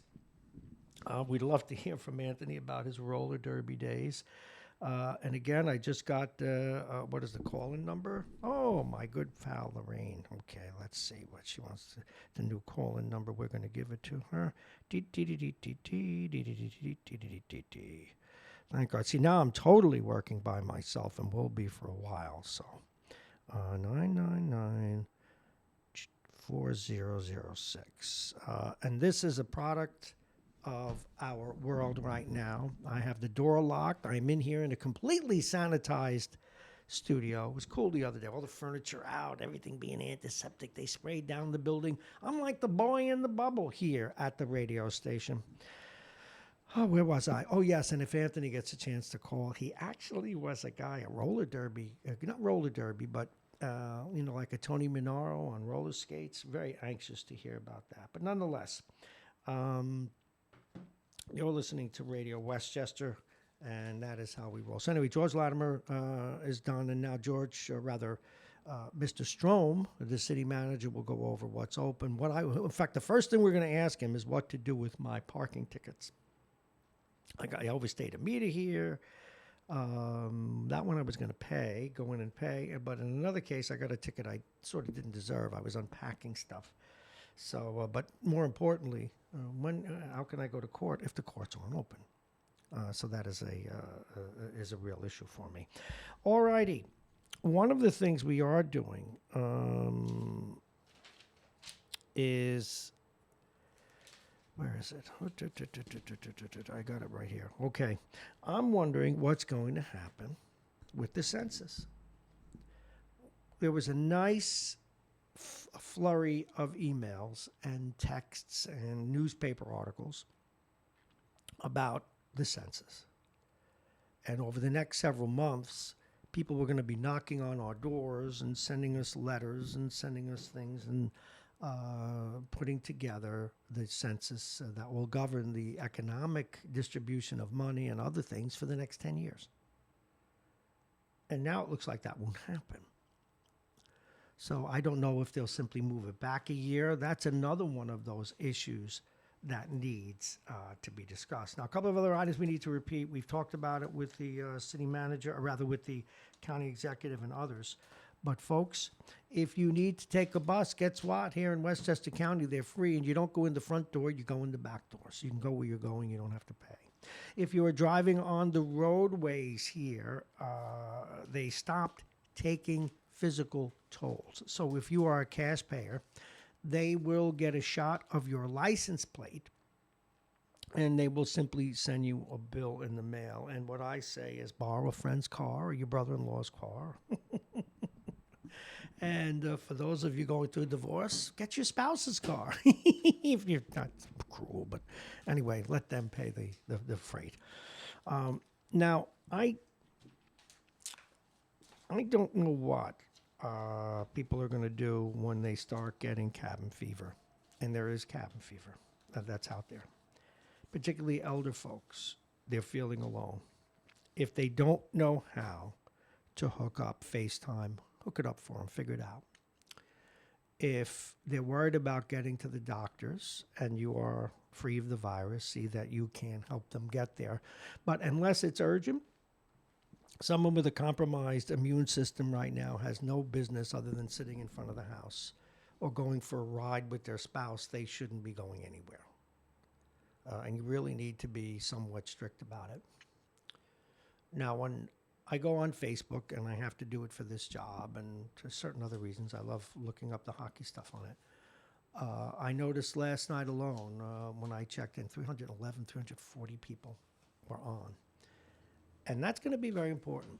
We are going to see, during this crisis, the high watermark of Facebook, Instagram, and these other outlets, Periscope.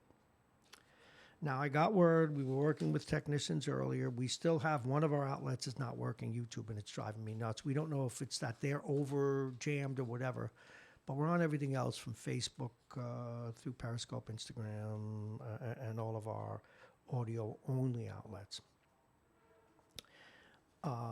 But this is a good opportunity for a number of things. I was kidding earlier, and I was kidding, but there was some truth to it, that this is a chance to reevaluate just about everything that you do, okay? To reevaluate what you're doing for a living, your relationship with your family, what it's like to have time that you didn't have before, to read the book you always wanted to read, or watch that movie you've always wanted to watch. This is the time. And quite frankly, for couples who want children, well, you can't say I was too busy. Maybe it's time to make a Corona baby. I don't even say that kidding. All righty, let's say who's on the telephone. Good morning. You're on Radio Westchester. Good morning, Bob. It's Lorraine Carl. How are Hi, you? Lorraine. How are you? How are you? I obviously don't see you at the train station. I don't see anybody here anymore. I'm isolated in my little glass cell. I was going to drive down and maybe just look in the window, maybe. Oh, you should have. You could have waved into me, but it's locked Yes. now. I had it all sanitized. Good. So I'm in here in my little cocoon. But I Oh, have to my handle God. everything myself. I'm pressing buttons, but I'm doing okay. How are you? That's more Fine, important. thank you. And- I don't know if you received my voicemail. yeah, you're retiring or something? What is this? Yep, the end of June. But if this is what retirement is like, I don't like it. Oh, wow, you can't stay in the house. Are you kidding me? I know that. Plus, I know, how will I we know. continue our illicit affair? I mean, don't know. This is a Through problem. the internet, I guess. All right. Oh, that's not as much fun. Gee, wow. How do I say yes, yes? I just type it in, I guess, on the Yes, I internet. guess so. Or just use a Y. I'll take that as a yes. Yes, okay, I'll use it. Why? Yeah. So I it's- can't imagine you retired, although you're certainly entitled to it. I know. I'll think about what I wanted to take the summer off and think about something for September, but Now, we'll see. you're We'll in the marketing business, correct? Conning people Yes. into buying things they Yeah. don't need and stuff. Well, also in organizing the exhibits for Rockefeller University Press, and all the exhibits up until I guess November have been canceled. So we'll see what happens. It needs a lot into research and things because you have young postdocs coming presenting their studies and things. So your don't know. exhibits aren't like the auto show where they have scantily clad people showing off the cars? Because I'm ready to go to the rock. No, No, you don't no, have no, any no, of no. that? Or are you? Anything but. Or do you get scantily clad and then just? No. Well, but on the serious, anything to draw people to the booth, right, Bob? I can go there for you and be scantily clad, but you'll scare people away. Well, actually, on a serious note, what kinds of things are exhibited? We publish 3 journals, so we're in the publishing row of most of the exhibits. And students come because they want to be published, and then we bring our editors who go to the different talks and also look at the different posters and see if what kind of things do these kids want to publish? I mean, I don't think they're publishing anything like he raised her legs high into the air. No. Oh. Biology and No. immunology and things like that. So. Oh, well, there you go. Yeah, I'm just wondering, the doctors at our labs at the university, I wonder if they're all working hard on trying to find a cure for this, because this is what they do. Okay. Now, you have a family visiting you, or have they stopped? They stopped. They're in White Plains, so they stopped. Okay. Though my older grandson, Syracuse, is canceled for the rest of the year. So 2 days ago, I think it was, that he had to go up to Syracuse to get his things from his dorm. And so school's over. So now, what was your reaction to the fact that we were, if you go back just 2 weeks, New Rochelle was the garden spot of the world for the coronavirus. Wherever I went, it was like I was radioactive. I showed up at the hockey rink one night. People they were holding crucifixes up at me. Back. Yeah, it's unfortunate. Luckily, the gentleman is recovering. It must have been terribly hard for his family not to be able to visit him in the hospital under such dire, conditions. And I think a lot more people have it than we even realize. Oh, God, Because yes, these- absolutely true. Absolutely. At these different locations, you have people that clean up after these different functions, and no one's talking about them. So it's there. I mean, maybe people have a very mild case, but it's there. Well, here at the train station, we're down to, the snack guy closes now at 11. Or if he may even close, he's got no customers. There's me, the guard, and this guy that cleans up. James, who we put on the air the other day. He was our last physical guest because if he's contaminated, he's already radioactive. So, What's happened to any of the homeless that have ever, that hang out down there? What happened to them? a lot of them, they finally started going to Oasis, but even there you have issues because now they're in close proximity to one another, but they need a place to Right. sleep. Oh, yeah, that's right. So there are many volunteer organizations, Choices out dealing with them and stuff. But the one woman who's here pretty regularly with her cart. She walked by without a cart yesterday when I was here. Oh, wow. Maybe they Disinfecting took it away from her, or she put Nah, that all her belongings are in there. She's very interesting. She's highly functioning. You can say hello to her. She has a cigarette. She buys a hot sandwich. Some people like being homeless, I'm afraid. or just, having no responsibilities except By the way, that walking beep for plus. that beep means that my next guest is ready. So that's okay. my And cue. say hi to Anthony for me. Yes, I will. didn't know he was a skater. Yeah, neither did. Oh, we're going to be dealing with that over the next few days. Trust me. I love you, Lorraine. Thank you very much. I love you, Bob. Take care of Take yourself. care. Bye. All righty. We are going to go to our next guest. And our next guest is the city manager here in New Rochelle, Chuck Strom. As you know, we have a city manager form of government here in New Rochelle. And he's the guy to whom falls all of the details. The execution of policy is prescribed by the city council. So whether it's the budget, whether or not they're going to open the courts, the police, the fire, everything else goes through this man. We've been on the radio together for several years, and it's wonderful to have him back here. But now it's under rather trying circumstances for him. But please welcome City Manager Chuck Strom. Good morning, sir. Good morning, Bob. How are you? Very well, and thanks for joining us. You must be a busy bee, and how I thought we would start is, in fact, I'm going to be a little bit selfish here, but I'd like to go over the things that people can and can't do at City Hall and how services are. And my first thing is I have a court appointment on the 24th, but I guess I don't have to go in now. What do I do with my ticket? Well, the courts are one thing that is not under the purview of the city. It's under the state, but the courts as of now are closed. So I imagine that's all been put on hold until things get back to normal. So this is great. So I don't have to pay my ticket. I like this. You will eventually. No, I'm gonna be Save up. your money. I'm gonna be up there like Murray Richmond. I am innocent. I will save my money. It's not much. Okay, let's go over what are the key concerns for you as the city manager right now, and making sure that the city functions as best it can and complies with the state and federal mandates and city mandates. Well, what I'd like to focus on is, of course, our essential services. We've got to still provide police services. We still have to provide fire services, ambulance services, particularly since this is a health issue. And, of course, our sanitation schedule is continuing as normal for now. We have been somewhat fortunate in that we don't have a large number of city employees who have tested positive. We have 2 police personnel, 2 fire personnel, and somebody from the building department who have tested positive. But testing positive doesn't just impact the one person. You then have to go and find those that the person was in contact with and make sure they're not positive so that they don't spread it even further among the workforce. So my major concern is making sure that we control on a city level, city organization level, is to control any spread among our emergency services people, because we don't want to be in a situation where we're not able to provide those services. And then, of course, the overall goal is to slow the spread in New Rochelle, which, based on the numbers, I'm not sure how much you can put into those numbers, but that has actually started to happen a little bit.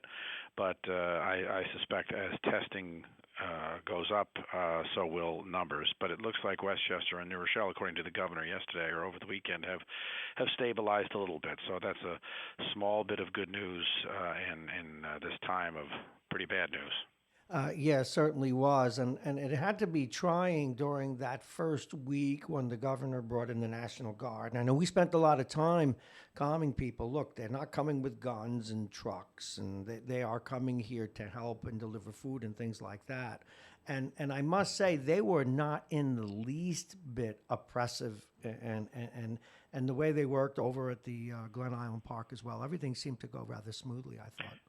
Yeah, it's just an unfortunate. People hear the National Guard and they think you're under a military rule, but they were here to help distribute food and actually clean buildings. They cleaned. I was in here the Saturday after they came into town, and they cleaned the city hall, the common areas, and they were all very nice. And it was a good thing. And as scary as it might have seemed, it appears that the containment zone was very effective. I would like to take a minute just to commend the folks up at Young Israel, because they were the first ones to be in the middle of all of this, and they followed the guidance of what the governor suggested, which wasn't easy at the time. It seems like everybody has to do it now, but they just basically self-quarantined 1,000 people for 2 weeks, and that was really something that was done for the good of the whole community. So that first week was a little crazy.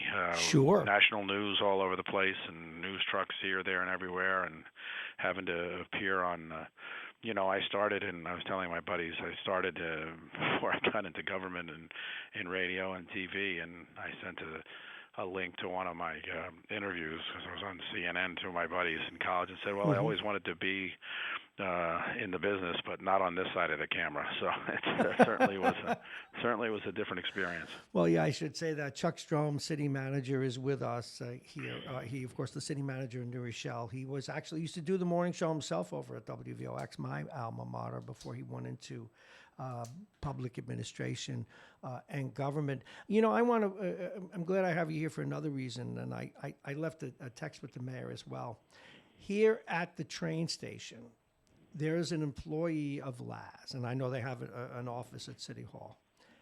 His name, and I'll even tell you his name because we had him on the air, James Redding, who cleans up and is cleaning up and doing all the spraying and everything else here.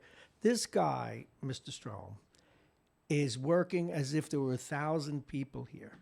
Not a shred of paper is allowed to exist in the parking lot. He's scrubbing down services, and he is working his butt off every day. And he's the last guy we had in the studio because we had it all cleaned up and we're not having any more visitors in here. We had to bring him in the other day and just find out what makes him tick. This guy works so hard, and it's just me, him, and the guard at this point. And you should know, his name is James Redding, and he's really distinguishing the city and Laz parking very well. I just wanted to say I'm glad to hear that. I know the traffic there is probably a lot lighter than it normally is. It's zero. Let me take that to segue into what we're doing at City Hall. Please do. We've got, basically, we're trying, a lot of our services would qualify as quote-unquote essential services, but we're trying as best we can to comply with the governor's 0%, which we can't do. We can't close City Hall, but we have for the last week and for the foreseeable future be almost closed. We've sent most employees home. It's just commissioners and a few deputy commissioners that are here with this limited clerical support, which might not be here for the rest of the week. We are doing certain City Hall services that people need that are timely by appointment. That means you can, if you have to get a death certificate or a marriage certificate or something like that from the city clerk's office, you can call them and make a time to come in. But the building is just closed to the general public. The school district has opened up a child care service for children of first responders in New Rochelle. That's really going on in the 90 Beaufort facility. But so City Hall is essentially closed and will be for the foreseeable future. Our folks are working from home to the extent that they possibly can, and we'll try to keep the basic machinery of government going. A couple of things we have, as you probably know, suspended the parking meters for the last couple of weeks. We'll have to reevaluate that this week. Alternate side of the street parking is supposed to go into effect next week. That's going to have to be looked at because obviously people aren't going to work, so the cars have nowhere to go. So it might be not practicable for us to continue that. So that's something else to look forward to hearing from us. So we'll be gathering. In fact, I have a staff meeting in just a couple of minutes to go over some of these decisions and try to figure out where we're going. We're holding our staff meetings in the council chambers so that we are appropriately social distancing from everybody. We're not having close contact. And so although we're open, it's a very limited operation, and that's pretty much what the governor has asked all government agencies to do. Yeah, I understand that last week you had a city council meeting that you did virtually. Some of the council members called in and noted that. Al Tarantino, Ivar, they were on our air and talked about it. What are you looking forward to in the future? What kinds of I mean, obviously you're going to lose tax revenue. The budget's going to take a hit. What are your biggest concerns going forward? And then I know if you have to go to your meeting, you just tell me and run off. So. I'd like to look at this thing sort of in a way that is relatively uh, boxed in. So we have a health emergency now, so that's what I want to try to get through. To the extent to understand the local governments in Westchester County, we don't have any public health responsibility. The county health department is overseeing that, but at the end of the day, our phones, even with the limited staff, are the ones that are most likely to get answered. So people are calling for questions. The impact on our budget will be certainly a sales tax impact, but we don't rely upon sales tax as much as some other governments like the state and the county do. And we'll have probably some overtime expenditures if we lose a number of people in the to the disease that they get sick and have to be out for an extended period of time. Obviously, other kinds of revenue, parking revenue, since we're not enforcing the parking, will be limited. But I'm not going to deal with the financial situation until we get through the first part. And I'm expecting that there will be some kind of assistance from either the federal or state governments because the local governments are really taking a hit. And every government, other than the federal government, has to have a balanced budget. They can spend whatever they want and borrow the money, which is what they're doing and what they appropriately should be doing. Mm-hmm. The rest of us can't. So there's going to have to be some kind of program in place, or the options are limited. The options are fees and taxes, and unless there's, I do know that the president has declared an emergency for the entire state of New York, and he's waiving the 25% of the cost. Usually it's shared 75 for the federal government, 25 for the state, and the state usually breaks it down 12 and a half and 12 and a half, so the local governments have to pay. So that's all been waived. So I'm hoping that there'll be we are tracking everything we're spending as a result of this situation, and hopefully we'll get it reimbursed so that our budget doesn't blow up. Well, it sounds like you have your hands on it typically as you do, sir. Chuck Strom, I know you have to run to a meeting. Before you go, if you would just make any statement that you'd like for the people listening. I would like them to just do what the governor has asked for. As you know, I've never been a huge fan of the state government because of their relationship with local governments, but I think they showed good leadership in this particular crisis. People should stay home and just hang in there because I'll be the first one going out for a beer when I'm able to do it. So it's the right thing to do is to stay home and stay off the streets. Only go out if you absolutely have to. Our parks, our passive and recreational parks are open. Just social distance. You can go out. The playgrounds are closed. The basketball courts are closed. The sporting fields are closed. But you can walk through Ward Acres. You can walk through the county's Nature Study Woods Park. The dog park is open. Just socially distance appropriately. And try to do the best you can, and hopefully we'll be through it sooner rather than later. City Manager Chuck Strom, always a pleasure.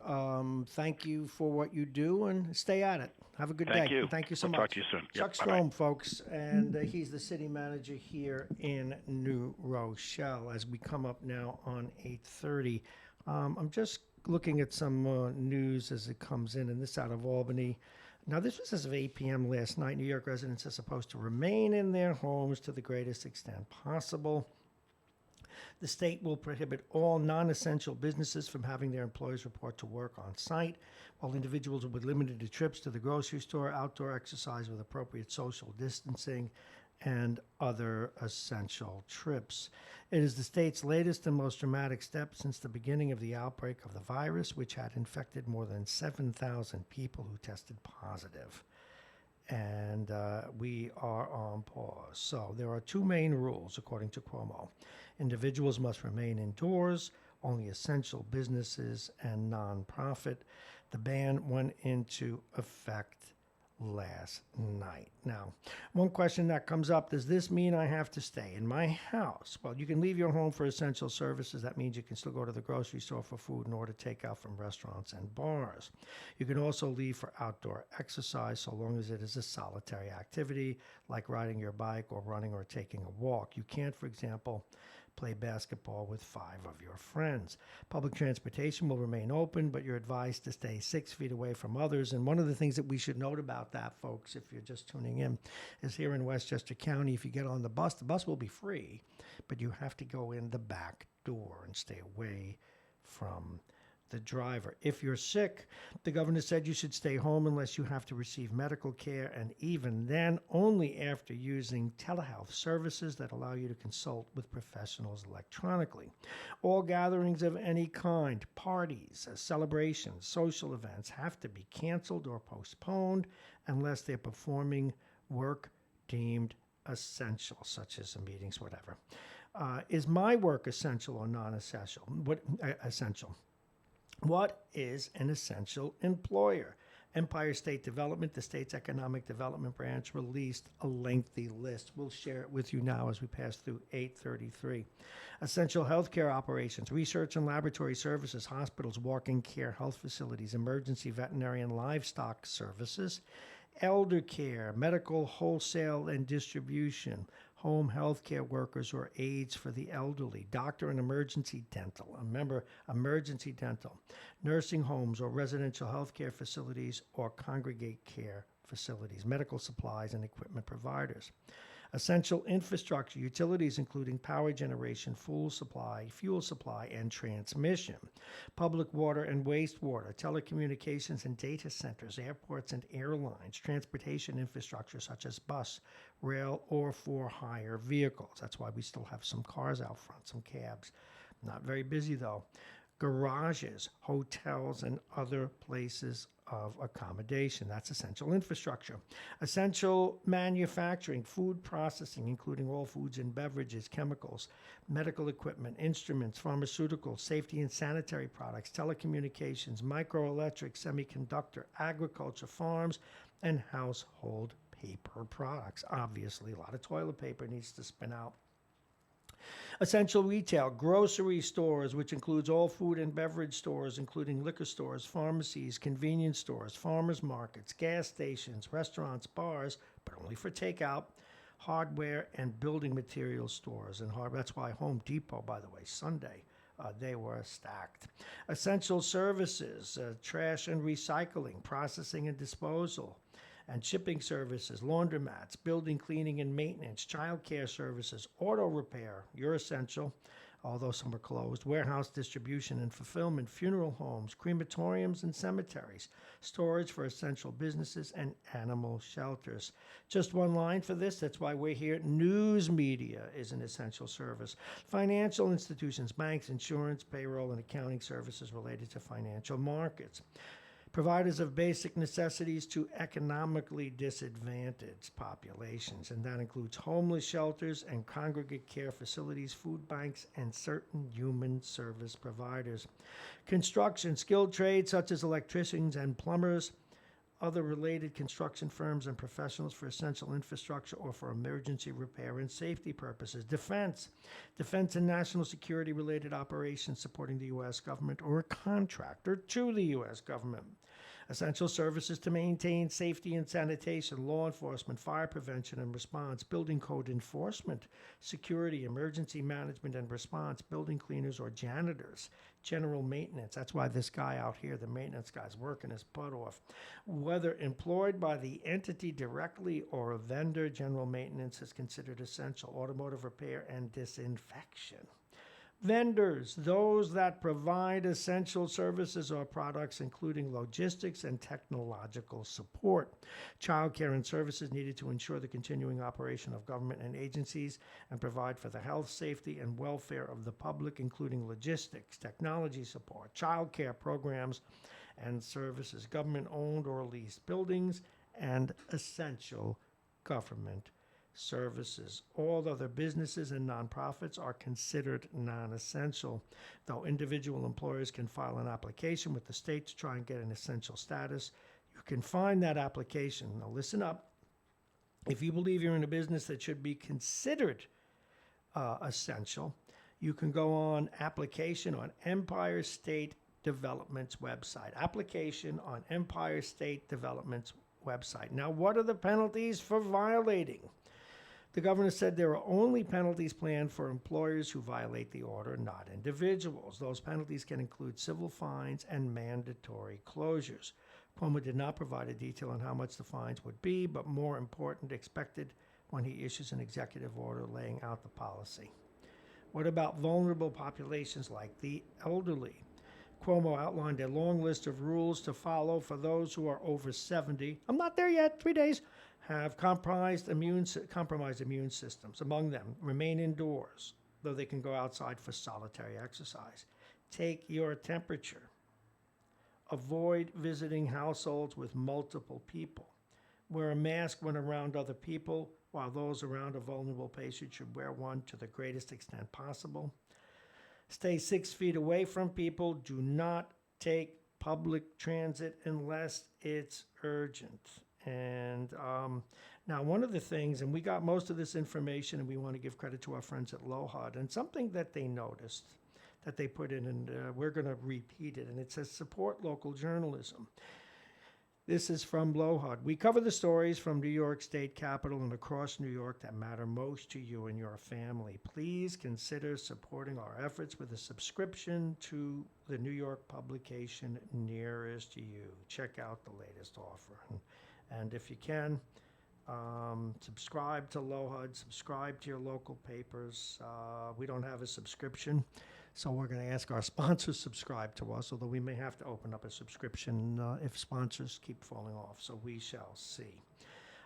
That's the latest and the things that you need to do as we come up on 8:40. At 8:50, we're going to talk with Tom Abenante and see how the state legislature is dealing with all of this.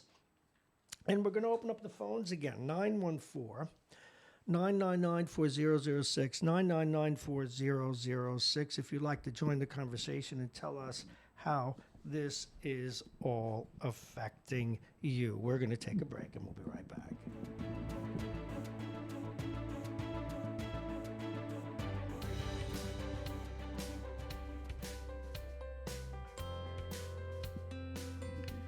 It's 8:40. I need another cup of coffee, and I'm going to make it. I need water. I need food. I need. We all need a lot of stuff, don't we? Okay, let's take a look at the weather once again. And the weather is brought to you exclusively by our friends at United Hebrew. And the weather's coming right up. I just have to get it up on my computer here. It's 38 degrees. The snow has stopped, but don't expect it to be stopped forever. It's 38. It's going to get up to the mid-40s today. We're in the low 40s, 41, 42. We have snow off and on. It may have stopped in your locale already, but it certainly will have stopped by 10 o'clock, and it's going to turn into rain in the afternoon. And the rain will continue on into nightfall. Probably get a half inch or so of snow, and that'll melt away, and maybe an inch of rain as we go through the night. And it will continue on into the morning, and tomorrow morning, a mixture of sun and clouds, though, as it ends. The rain ends. Temperature getting up to 54. Wednesday, cloudy with rain late in the day, the high 46, and then on into Thursday, early rain again, followed by increasing sunshine, though, getting up to near 60.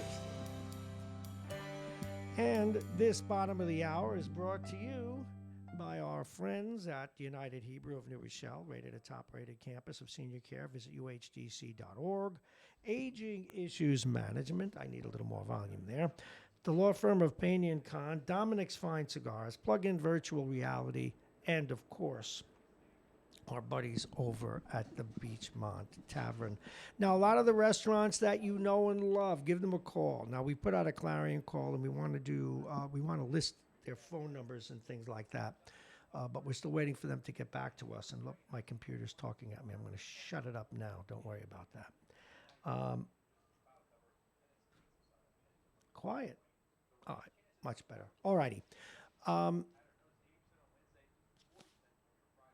No, it still hasn't shut up. All right, I know how to do this.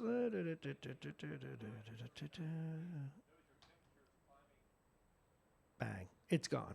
All right, sorry about that. We have all these different media here, and we don't want to have to bore you with it. They're coming up, Tom Abenante. It's 2 days away. Mr. Galetta, why is it but? What's wrong with him? He's not getting away with this. You better call Mr. Galetta and own up to your Tony. It's 2 days away. You can't get over the fact that I have a birthday in a couple of days, can you, Anthony? You should call 914. I'm going to call you 914. Oh boy, let me just deal with this. So I failed math, did I? Good morning, Bob Marrone here. You absolutely failed math. I can't keep up with this. I hate you. I'm not even going to talk about the other text you sent. I'm not even going to mention it. How are you doing, first off, and how's your family? How's everybody? We're hunkered in. The little guy has come down with the fever, so we will be contacting the healthcare providers within minutes. They open up at 9, I believe. Okay, and I think if you have they may actually come to the house for you. I don't think they're going to send you to one of those check-in centers. Well, they actually have a what they call a teleservice, which is like a FaceTime thing right now. Okay. Where you get a live doctor. Now they evaluate you based on sight, and you tell them the symptoms and stuff, and then they decide whether need to be tested. But he has a severe. He's had strep throat before. Appears to be strep again.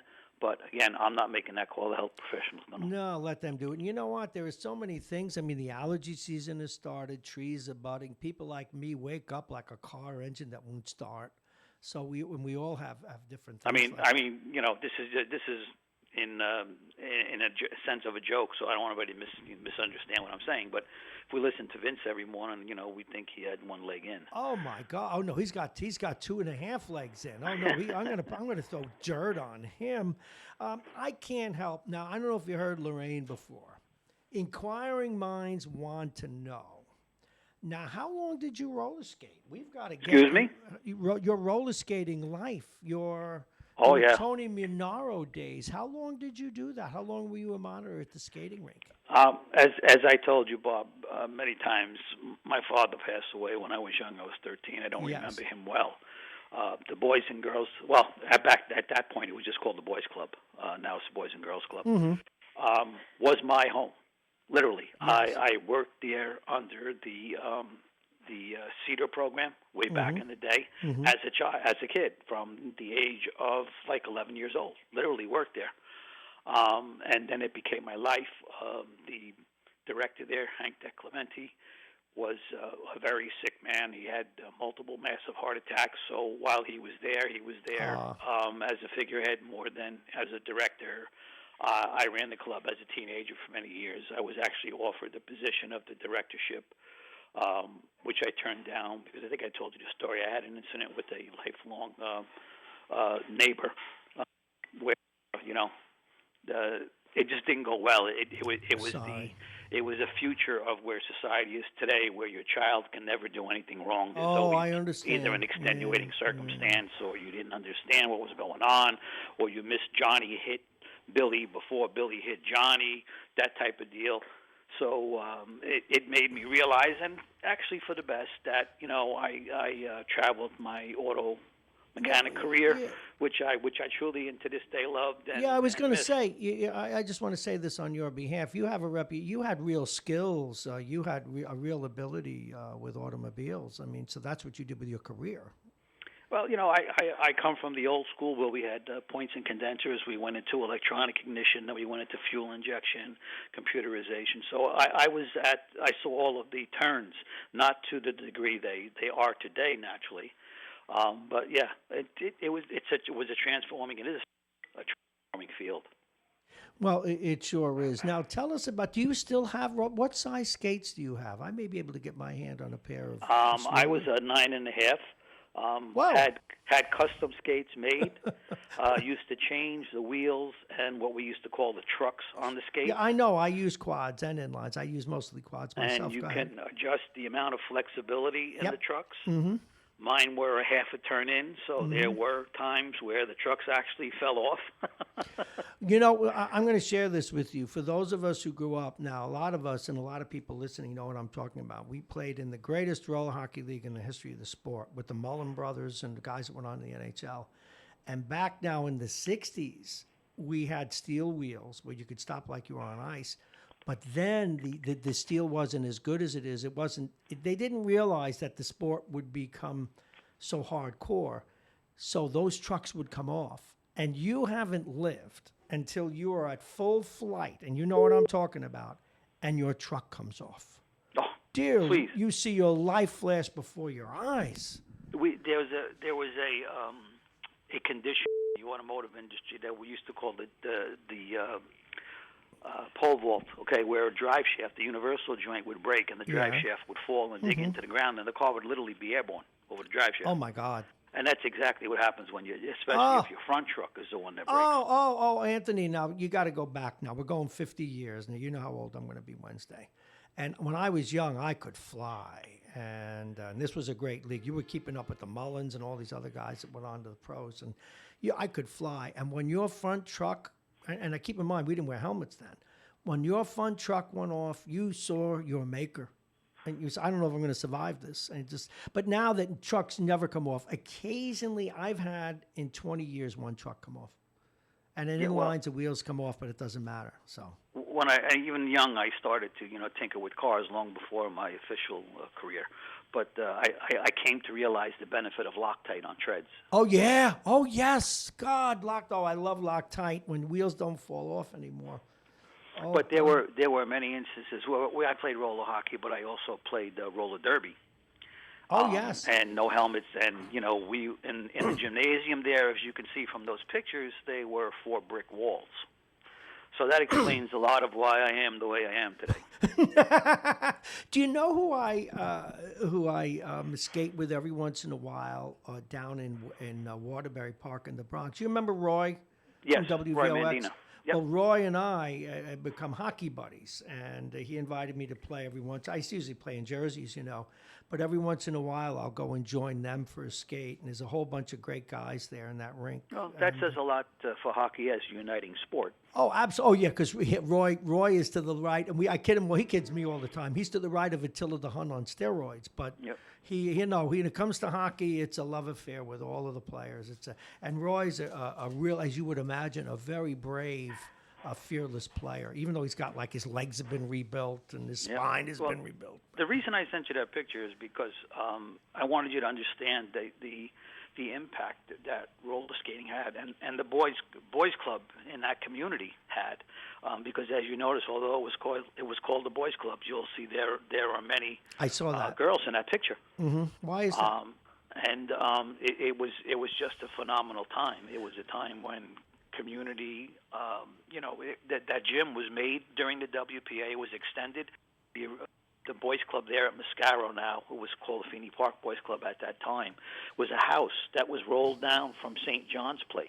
The little clubhouse is to the right as you look at it. Uh-huh. And the big gymnasium was added on by the WPA.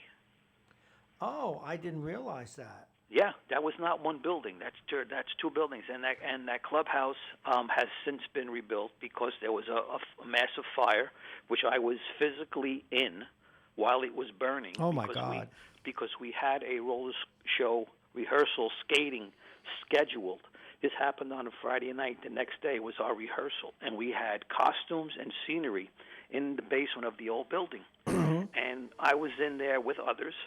And we were taking out scenery and costumes and all kinds of paraphernalia associated with the show from the building into the gym while it was burning, with literally tons of water cascading down Oh, upon my us. God.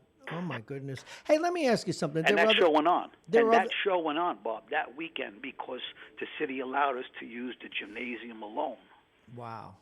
There are some other people that mentioned the Boys and Girls Club, but I don't know if they mentioned Mount Vernon, like Lou Felicione. Are there other people that we know that you were at the Boys Club with?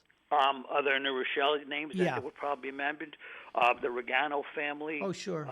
Michael Kirkpatrick and his wife, Kershaw, Ronnie Kershaw. Yeah, sure. Aaron Kershaw. Yeah, I know Aaron.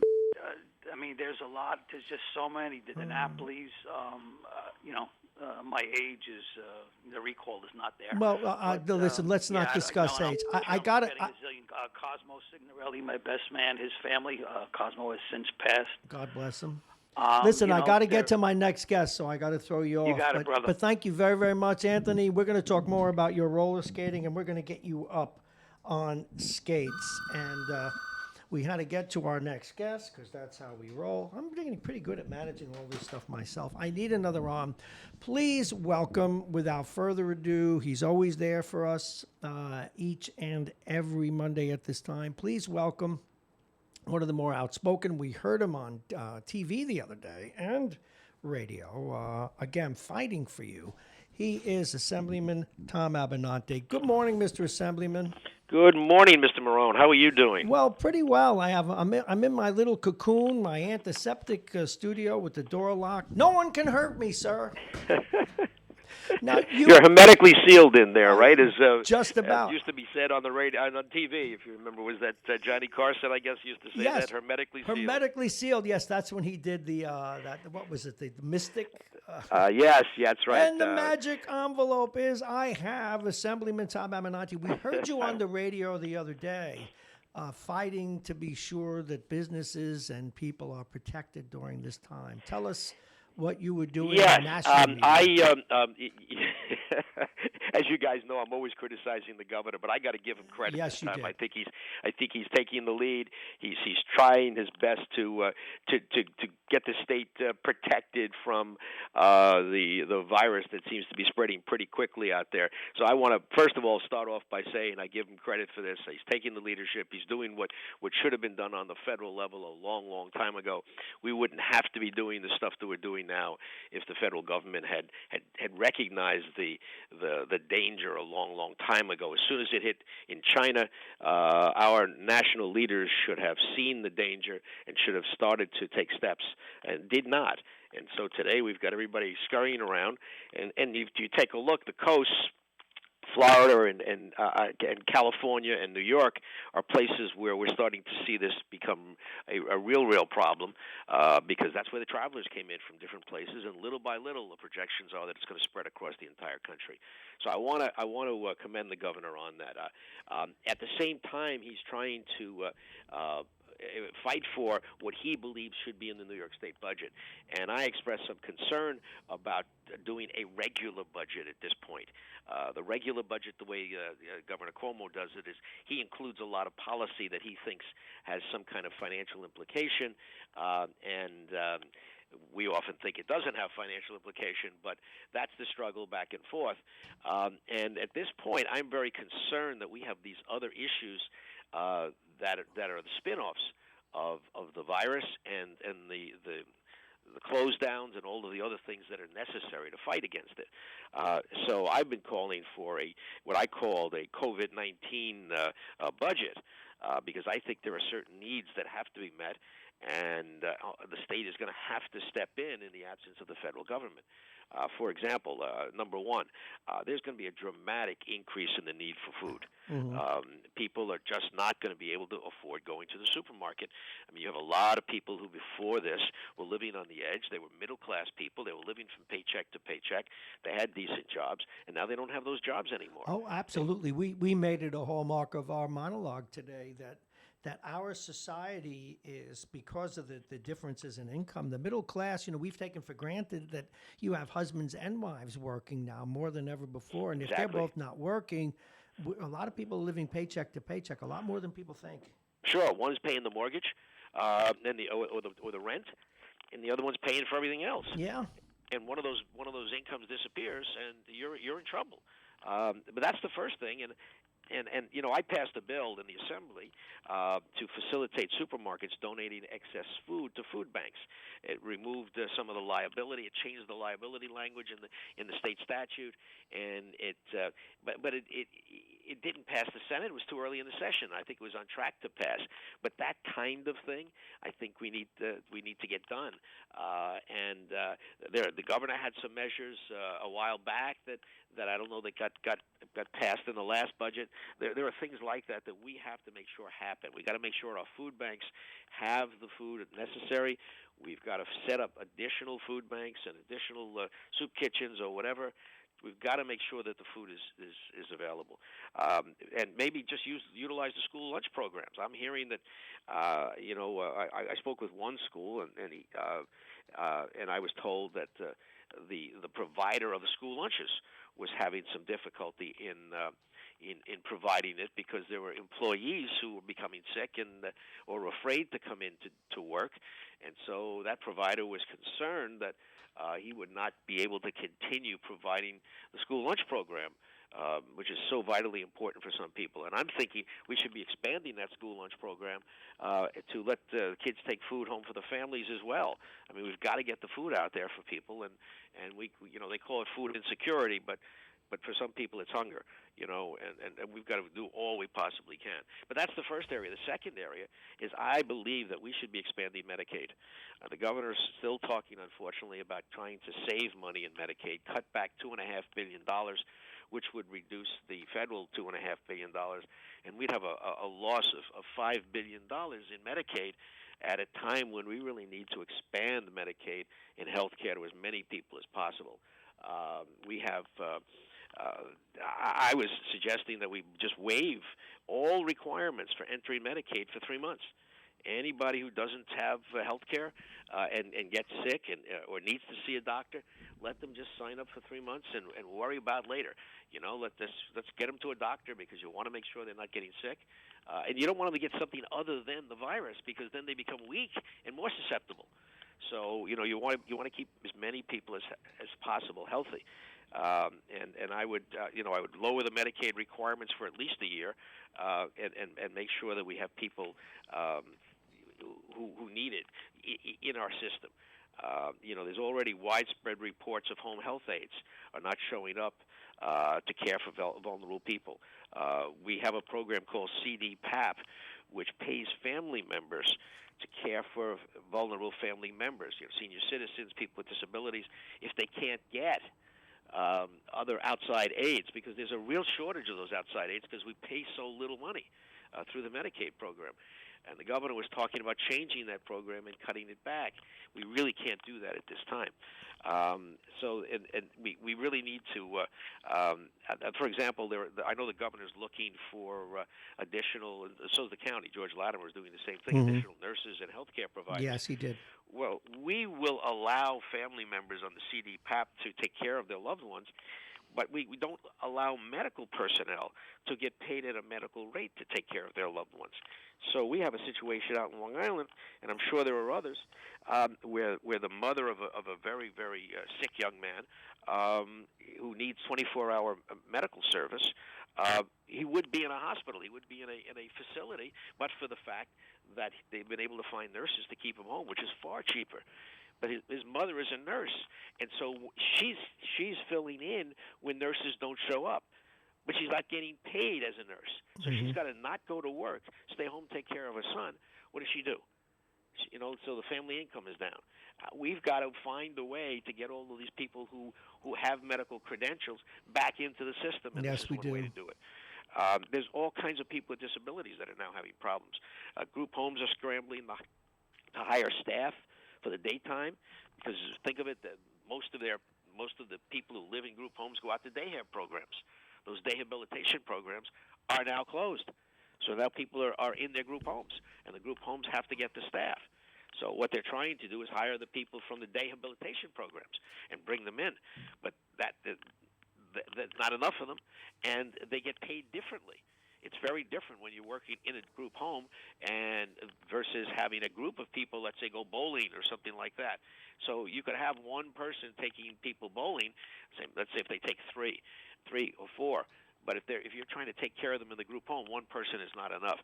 So the amounts of money that are being spent on day have are far less than what's being spent on taking care of somebody in a group home. But there's no accommodation by OPWDD to make sure that people are working in group homes and getting paid for the work that they're doing. The other thing was workforce. I am very concerned that we have a lot of part-time people, hourly personnel, who are working for the schools, who work for other government entities, who are now out there floundering because, when a school is closed, they don't need these people. So the schools should be keeping those part-time teachers, those part-time aides who take care of kids. Keep them on the payroll. They're in your budget anyway. We don't need more unemployed people out there. They're getting paid minimum wage. Keep paying them. Let them, and the state should be stepping in here to make sure this is happening and providing additional funding if necessary. We want to keep people paid, and then you can find a way. I mean, you're talking about teachers who are working now from home, providing e-learning. Well, use these aids the same way. And there are going to be some people who have to have home visits, who just can't get on a computer by themselves, who can't do this stuff. And so, if you can't force people to go into a home, but these young people are doing it and are often willing to go into somebody's home. And if they're willing to do it, then let them do it, but pay them appropriately. Wow. So there's all kinds of things, as you can see. There are other issues. I know the governor, the election of the village elections. I really believe that should have been done by the legislature. We went to Albany. We passed two pieces of legislation last week, one of which was legislation to change the filing date. The governor stopped petitioning for the June primary. He did that unilaterally with his executive order, and then we went in to change the filing date. I really believe we should have done both pieces of that. I'm very concerned when an executive changes an election date. Oh, well, yes, but still. I think the governor of Ohio did it also. We now have seven primaries that have been canceled. Hey, we need to get to our next guest, but I really appreciate this update. I just want to end with Go a ahead. point that the legislators I know are working. We are on the phone with each other constantly in the Hudson Valley delegation. My staff is working from home remotely. Yesterday morning, Sunday morning, we were having a round of texts among my staff, trying to figure out how to solve a problem for a constituent. So we're there for people. I know all of the assembly members are, and I think the Senate, and so are the Senate. We're just working remotely. It's a little more difficult. So we're still there. And it's a little more difficult for us to get together in Albany. But I know we're willing to do that. If the leaders come together and get a budget, as soon as that's done, I expect we're going to be going to Albany to vote for it. We're in touch. We have conference calls. So we're working as well. In fact, in some cases, harder than we were working before. Oh, I bet you are. Well, thank you very, very much, Assemblyman Tom Abenante. We'll be right back with Bob Cox in just a moment.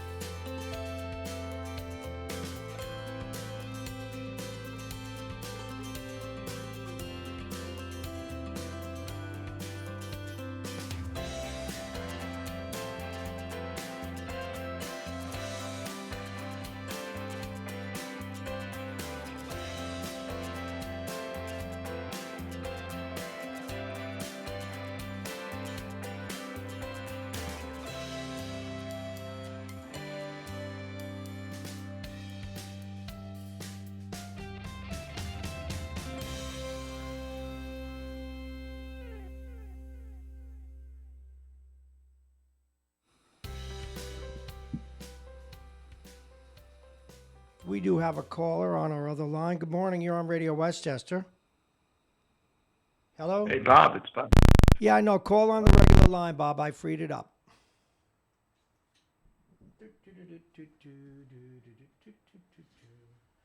All righty. I had to make some coffee. I had to switch a call. All right. Call on this line. We're doing this all by ourselves, folks. Call now. should I call him? All right. Okay, folks.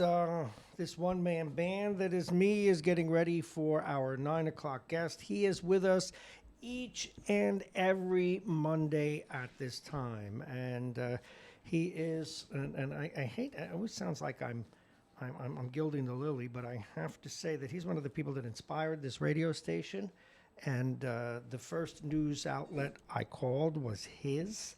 Because of the honest reporting that he does, and he does the hard work, the heavy lifting here in New Rochelle and in other parts, Westchester. He's, of course, Bob Cox, and he's the managing editor and publisher of Talk of the Sound, considered the source since 2008. Please welcome once again Bob Cox. Good morning, Robert. How are you? Good morning. Can you hear me okay? Oh, I can hear you fine. You sound terrific. And okay. Took me. By the way, I got to throw you under the bus because everybody knows you, and rightly so, as a very successful, tough-minded reporter. But yesterday, when we were doing some show prep together, it turns out that you were installing a bidet in your bathroom. I heard all kinds of grunts and stuff. What's going on? Yeah, well, I know I was installing it. I wasn't testing it out. I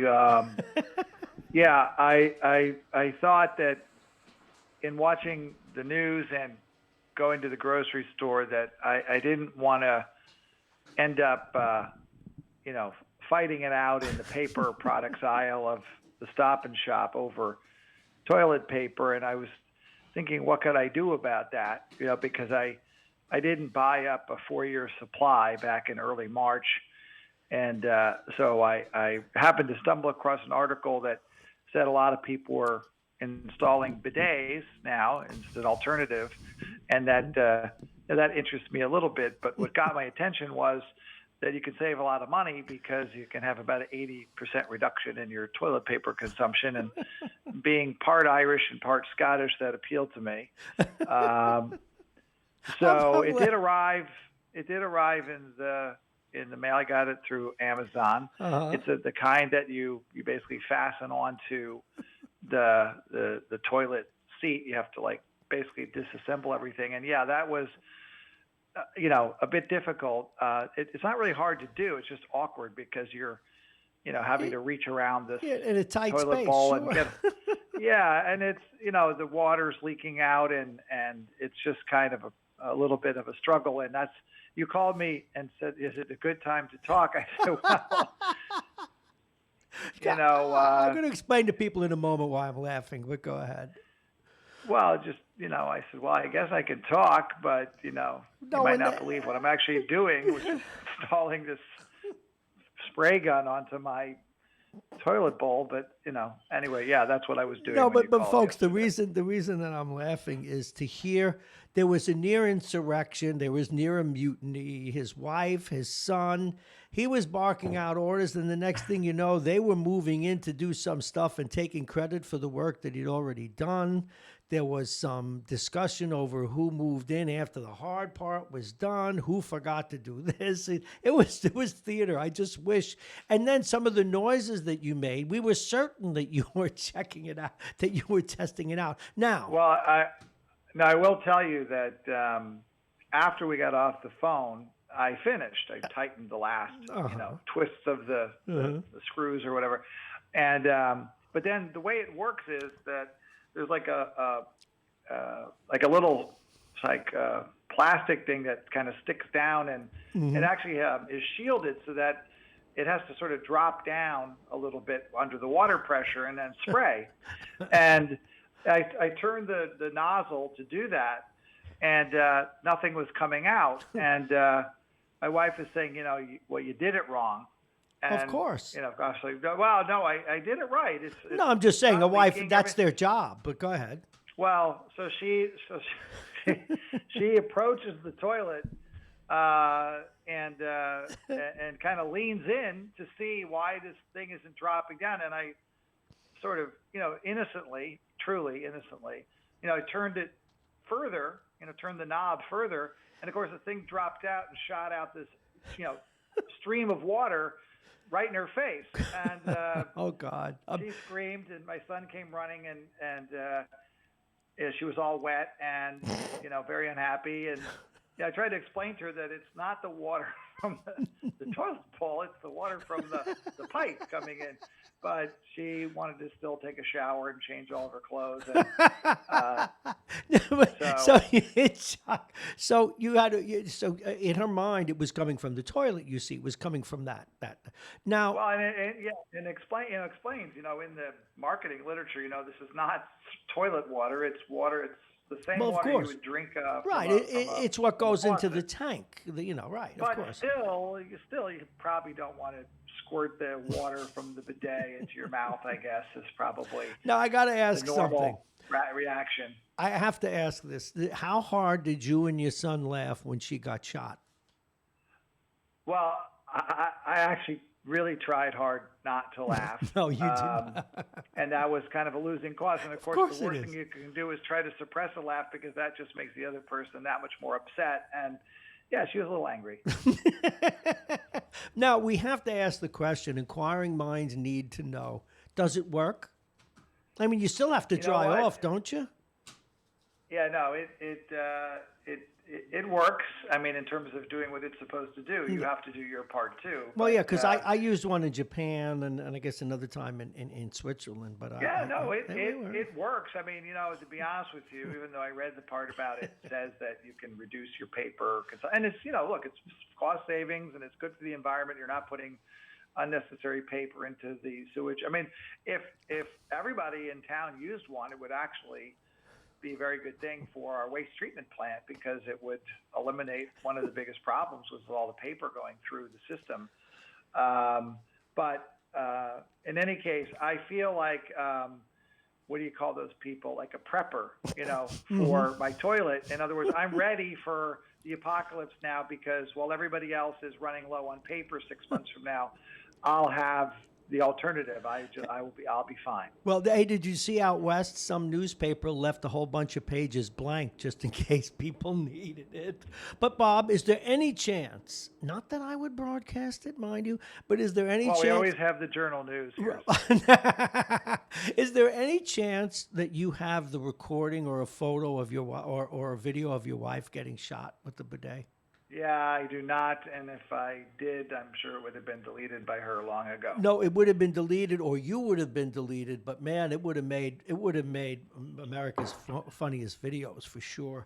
My guest, Bob Cox, and it's just wonderful to share another side of you. A lot of people don't know about your sense of humor, as twisted as it might be. And welcome. Well, let's see if we can get the rest of the show out of the toilet. Well, no. The show is going in the dumper. All righty, Bob Cox, our guest, the very well known for Talk of the Sound. You've been reporting extensively, as always, with the school, and now we find out that the superintendent had the virus like the day of or the day before she closed the schools. Is that accurate, kid? Tell us what went on there. Yeah, she made an announcement on Saturday that she had tested positive for the coronavirus, and then later in the day, and that went out to the whole school community, but later in the day she did a press conference with about a half a dozen reporters, and she was live on the video so we could see her, and she seemed okay. She said she was okay. She said she had a mild case. She said she actually didn't believe that she had it, because although she had some symptoms, she never had a fever, and she thought she would have had to have had a fever. I think what it really shows is,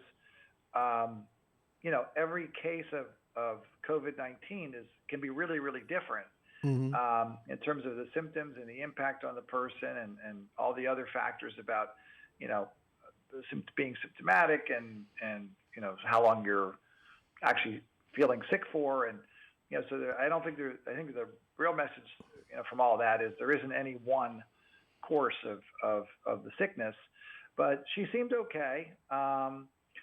That said, I mean, and of course, you don't wish that on anybody, and everybody wants her and everybody else who has it, and there are some other school people who do have it now. And also I didn't hear the whole thing with Chuck, but he may have mentioned they've got 2 firefighters, 2 Yes, he police did. officers, Yes, he did. building officials. So, for all of them, wish them good health. And for the rest of us, I just figure eventually it's going to be our turn, right? So just be prepared. Well, there was an interesting, if I may, there was an interesting statistic. You got to do your digging, as you know better than anybody. And you really don't peak. You don't get what's known as herd immunity until 60% of a population is infected. That number jumps right off the page at you. Yeah. Well, who knows where this is going? Hopefully, they'll come up with something that will actually mitigate or even solve the problem. I would like to think that the way that it's being treated by the people in charge is like the Manhattan Project, that all the best minds are being put to work to solve the problem. And, I think that, go back to what was said initially by Dr. Fauci, was that it'd be 12 to 18 months before you have a vaccine. I can't even imagine that's going to be the case here because they're expediting everything so much. So hopefully we'll have something, sooner rather than later, although that may mean, end of the year, not necessarily, tomorrow. But again, that's all sort of speculation. In the meantime, I'm doing this show from home. You're sitting there by yourself, and that's what everybody else should be doing as much as they can. Now, Robert, what else? The news goes on, the stories go on, and what did Rahm Emanuel famously say? No sense wasting a crisis. Isn't it incumbent on those of us in the news to keep an eye on some of the other things as well, as you always do? And what are you most concerned about during a crisis in terms of government and things that could go wrong that we don't know about? Well, I mean, certainly you would be concerned that the crisis becomes an excuse for taking away people's civil liberties, and then you might find that they're kind of difficult to get back. So, I mean, to take an example from our school district here, when the school district initially had the 3 schools shut down by the containment zone, the school board president said that they had received permission from their attorneys to provide the National Guard with the contact information for over 2,000 students who were eligible for free and reduced lunches. So that's typically confidential information that cannot be shared. And they said their lawyers felt it could be shared because of the emergency. But also think about who those kids are, right? In this town, there's going to be a non-trivial percentage of those people who are illegal aliens who don't want to be tracked down by the National Guard and don't want their home addresses given out. And as it turned out, the National Guard was never even remotely considering the idea that they were going to offer door-to-door service. And in fact, they really weren't involved all that much, really, especially the first couple of days. They came in and they kind of mostly stood around while volunteers and other workers were distributing the food. So I guess we gave up all this information about, our students, thousands of them, but for no actual benefit. And now that information is out there. So that's a small example, but, there's a bunch of things that people are doing where they're kind of, not using the best judgment. And that's something that other people have to keep an eye on. I saw, some things that were happening, like with the U.S. Department of Justice, where they wanted to make certain changes about how they were handling cases and things like that. So it raised questions about habeas corpus and whether somebody could, be held without a trial for some indefinite period of time. So yes, it's an emergency, but what seems like a logical thing to somebody, right? Like if all you have is a hammer, everything looks like a nail. Absolutely. So you're trying to solve a problem, and then you're not really thinking through the implications of, or maybe you are. Maybe somebody's doing that for bad purpose. But the reality is, yes, we are now in a situation where if you read, for example, the executive order that Andrew Cuomo initially put out at the time that he was shutting down the Waikiki area of New Rochelle with the containment zone, and shutting down isn't even the right word. you read through the powers, and I call people in the city government. And I says, well, this kind of says that if he wants to drive a tank through City Hall, He can. You can't stop him. And they didn't disagree. So you want to watch that. I mean, every governor now has these emergency powers, and you're calling out the National Guard, and the federal government's declared an emergency. And so, this more than ever is a time for the media to be just keeping an eye on what's going on, and calling things like they see them. Towards that extent, you may have seen I did a story that I published last night about the food distribution that's going on by the school district. Yeah, I wanted to ask you about and, that. Yeah, well, that's an example where, there's a lot of people who are working very hard and trying to bring a lot of enthusiasm and positivity towards helping their community. And, you've got all these people who are scared showing up needing food, whether they're the elderly or young children or moms with a group of kids in tow. And nobody wants to say, well, there's something wrong with what's going on, because, everybody's, trying their best. And I don't have any doubt they are. But, I've been going around to those food distribution sites since day one. I was there when the first one opened on Tuesday, the night. Let's see, that was the time flies. I guess it does, maybe doesn't the it? 14th. The 12th of March, I think, was the first one.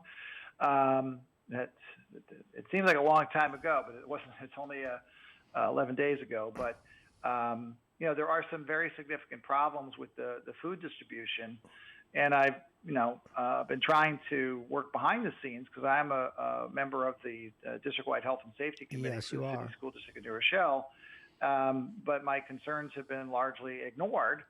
And although they did make one significant change, which I'm happy about, which is being implemented today. I'll go around and look at the sites after we talk and see if it is in fact being implemented. And that was really basically the idea that this is not actually a food shortage emergency. People are not starving. Of course it's not. Because of the pandemic. I mean, the grocery stores are still open. People who were in need are still getting the government assistance to buy food. There are still food pantries. None of that has actually changed. The only thing that's really changed that I can see is that the schools themselves, which were typically providing breakfast and lunch to about 4,000 kids on a free or reduced basis, are no longer in school, and they're trying to get food to those kids who otherwise would be getting food. But nobody else is actually prevented from doing what they would normally do. I mean, the groceries aren't even closed. You're free to go even today to the groceries. And if you were getting government assistance, you're still getting it. And if you weren't getting it and now you lost your job, you become eligible for it. So it is not a food shortage. It is a school closing issue that is brought on by the fear of legitimate fear of community spread of the coronavirus. Now, Bob, do you think, if I may, do you think, and it's been my own, as you know, speculation, but you're a little closer to these issues than most of us. Do you think that is why, both here in New Rochelle and certainly down in New York City, there was a reluctance to close the schools? Well, that was the number one reason that was given. It was repeated over and over and over again here in New Rochelle, and it was brought up many, many times in the city that there's all these children that depend on the school district for their meals. And if you think about it, they're getting breakfast and lunch 5 days a week. Mm-hmm. If there's 7 days in a week and 3 meals a day, you're talking about a little under half their meals are coming from the school district. So, and you're talking a lot of people. I mean, in New Rochelle, it's around 4,500 kids who get 10 meals a week from the district. So that is actually the need. That's really only the only new need. Now, yes, there are some people who would be struggling because they are out of work and all that kind of stuff. But let's remember, this food distribution started, like I said, March 12th. All right. At that time, nothing else was closed. Businesses were not closed. You could still do jobs of any kind. So people who were working in restaurants or driving taxis, in other words, living off of what they made that day, they were still functioning. So you really just had these roughly 4,500 students in New Rochelle to deal with. And but what's happened is that has radically changed in a very short period of time. And all of a sudden, the nature of what's going on has been radically altered. So last night at about 1 in the morning, the superintendent sent out an email where she dramatically shifted who is actually becoming eligible for the school food, right? So the original announcement was the 4,500 kids who were eligible for free and reduced lunch were going to get the food. And they started producing it last Monday, and they started delivering it last Monday. Then a few days later, they announced that it was any student of the district. So that's not 4,500. That's, roughly 11,000. Okay. Last night, she announced it's anyone 18 and under. Now that is about 16, 17,000. That includes kids that go to private schools. That includes people that don't go to school at all. That could be dropouts. That could be two-year-olds. Why would we do that? What am I missing? Well, I don't have an explanation, but I will tell you that it was a little bit concerning that the way the superintendent announced that was she said, remember, food distribution is limited to people 18 or younger. And my reaction to that was, remember what? That's not what you've been saying all along. There's nothing to remember. You have made an entirely new standard. And the statement doesn't actually even say you have to be a New Rochelle resident.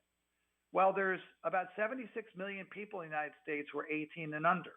So that's now who's eligible to get food out of the school district's food distribution.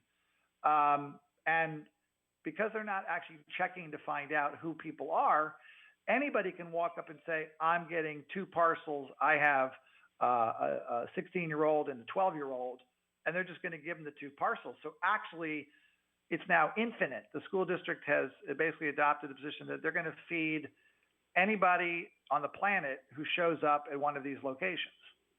And that's interesting because when they initially announced this, they went to great pains to explain that because of how the funding worked for the food, which is in part covered by federal dollars and local taxpayers in the state, but that they were limited in what they can do with taxpayer-funded meals because it had to go to a city school district in New Rochelle students, initially only those eligible for the free and reduced lunch. All of that has been thrown out now by this announcement that was sent literally in the middle of the night. And I don't know if people really understand the significance, but it was also deceptively announced because it wasn't something that was previously stated where she said, remember, this is our policy. No, it's an entirely new policy that about quadruples the number of people eligible if it's interpreted to mean you have to be a New Rochelle resident, but it doesn't even say that. Bob, what's behind all of this? I mean, wanting to feed people is a wonderful thing, and I get it.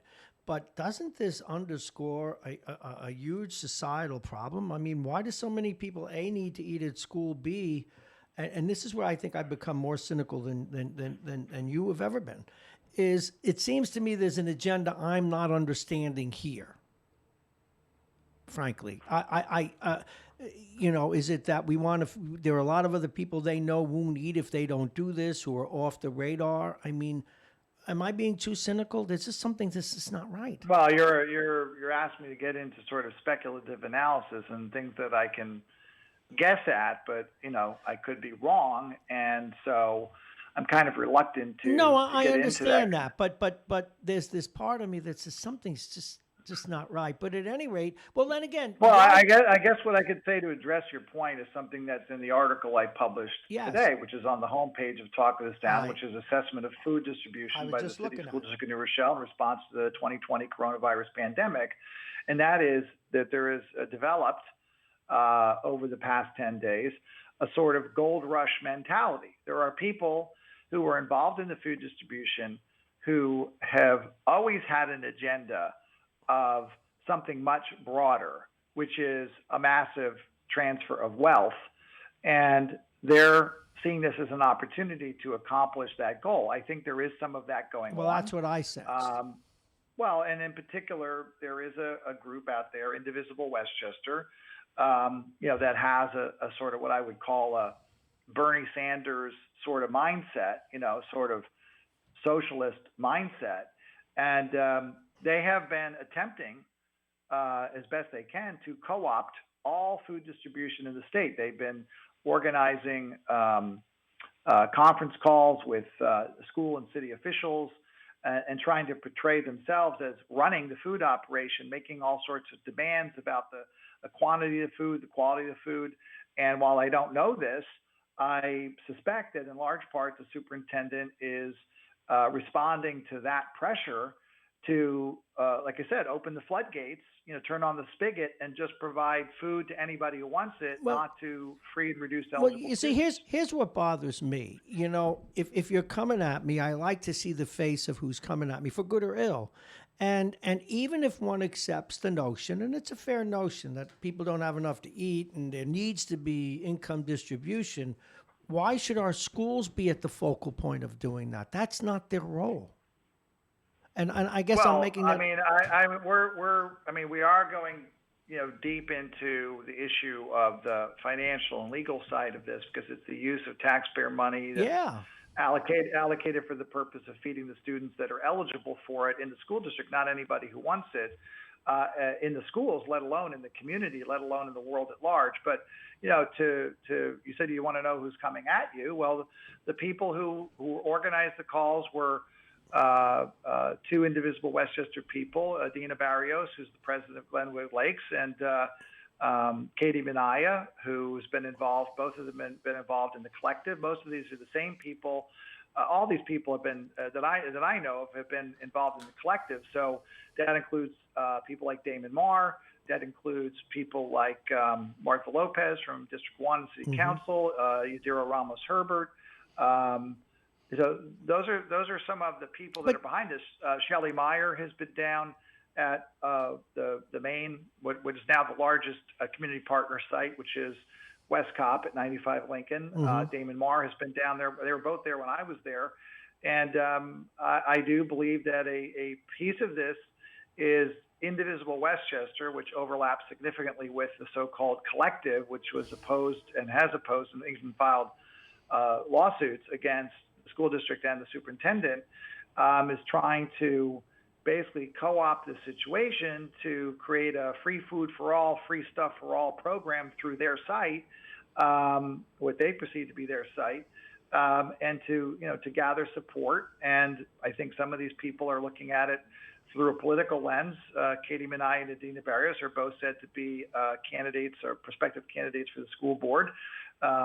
Valerie Williams is on the school board already. She's another indivisible Westchester person. She's been involved in these phone calls. She has been online telling people that this is basically a free food for all program where the district is not providing food to the housing authority or Westcop for purposes of passing it through to the district students, but instead that they're donating, and there's a big difference, the food packets to these organizations, Westcop and Housing Authority, to then let them do whatever they want with it, which is why these organizations are giving it out to anybody who shows up at their door. And they're actively promoting that. They're also doing it in competition with the actual school sites. So at one point last week, I went to the Housing Authority site at 345 Main, and I asked them how many packets they had given out that day.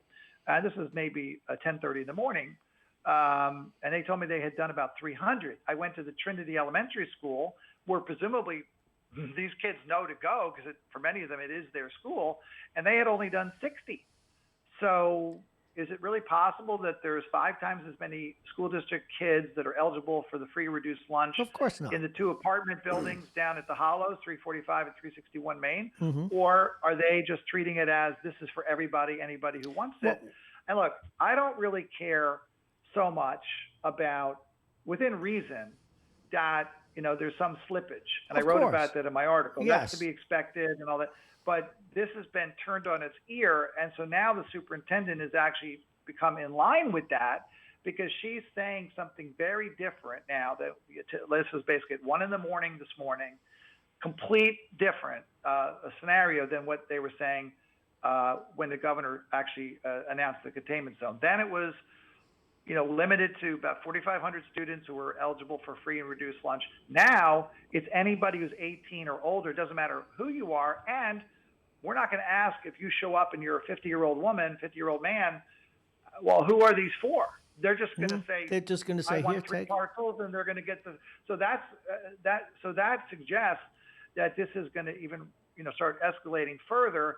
And now the high school, which is the production facility for these meal packets, is ramping up operations to become Feed New Rochelle, not provide meals to the kids who are forced to stay home for the coronavirus and who are eligible. So there is this competition going on both between the partner sites who are trying to attract more people to their sites and discourage people from going to the school sites, saying they only have the school food. We have all this other stuff. And in fact, the 95 Lincoln site, Westcop, has, I described it as more like a carnival at this point, where they're not just doing food distribution, they're having book fairs, they're giving away birthday presents, wrapped gifts, they're giving away clothing. They brought in an ice cream truck, they brought in a food truck. And the problem with this is that's the kind of thing that you do maybe if you have a situation like Hurricane Sandy. Right. When we had that, there was a need to distribute stuff. People didn't have power. They couldn't keep stuff in the refrigerator. There was that need. But when you're talking about a pandemic, you don't want to be attracting as many people congregations as you can. of people. And then more importantly, trying to find ways to keep them there, okay? And having things like, just take the ice cream truck. It's parked right in front of the building. So people queue up to get their ice cream, and then they don't just walk away. They stand there, they lick their ice cream. I watched it. And they're talking and hanging out. So now all of a sudden, the truck pulls up. There's 2 people in line, 8 people in line, 12 people in line. 7 are finished. Now there's 20 people there, 25 people. And they're also blocking access for everybody else to get to the front door. You have to then go through a crowd of people. Well, this defeats the entire purpose of social distancing. And it gets worse. I was invited Friday to go down to 345 Main because they were having a hot dog barbecue. And I just looked at the lady like, are you nuts?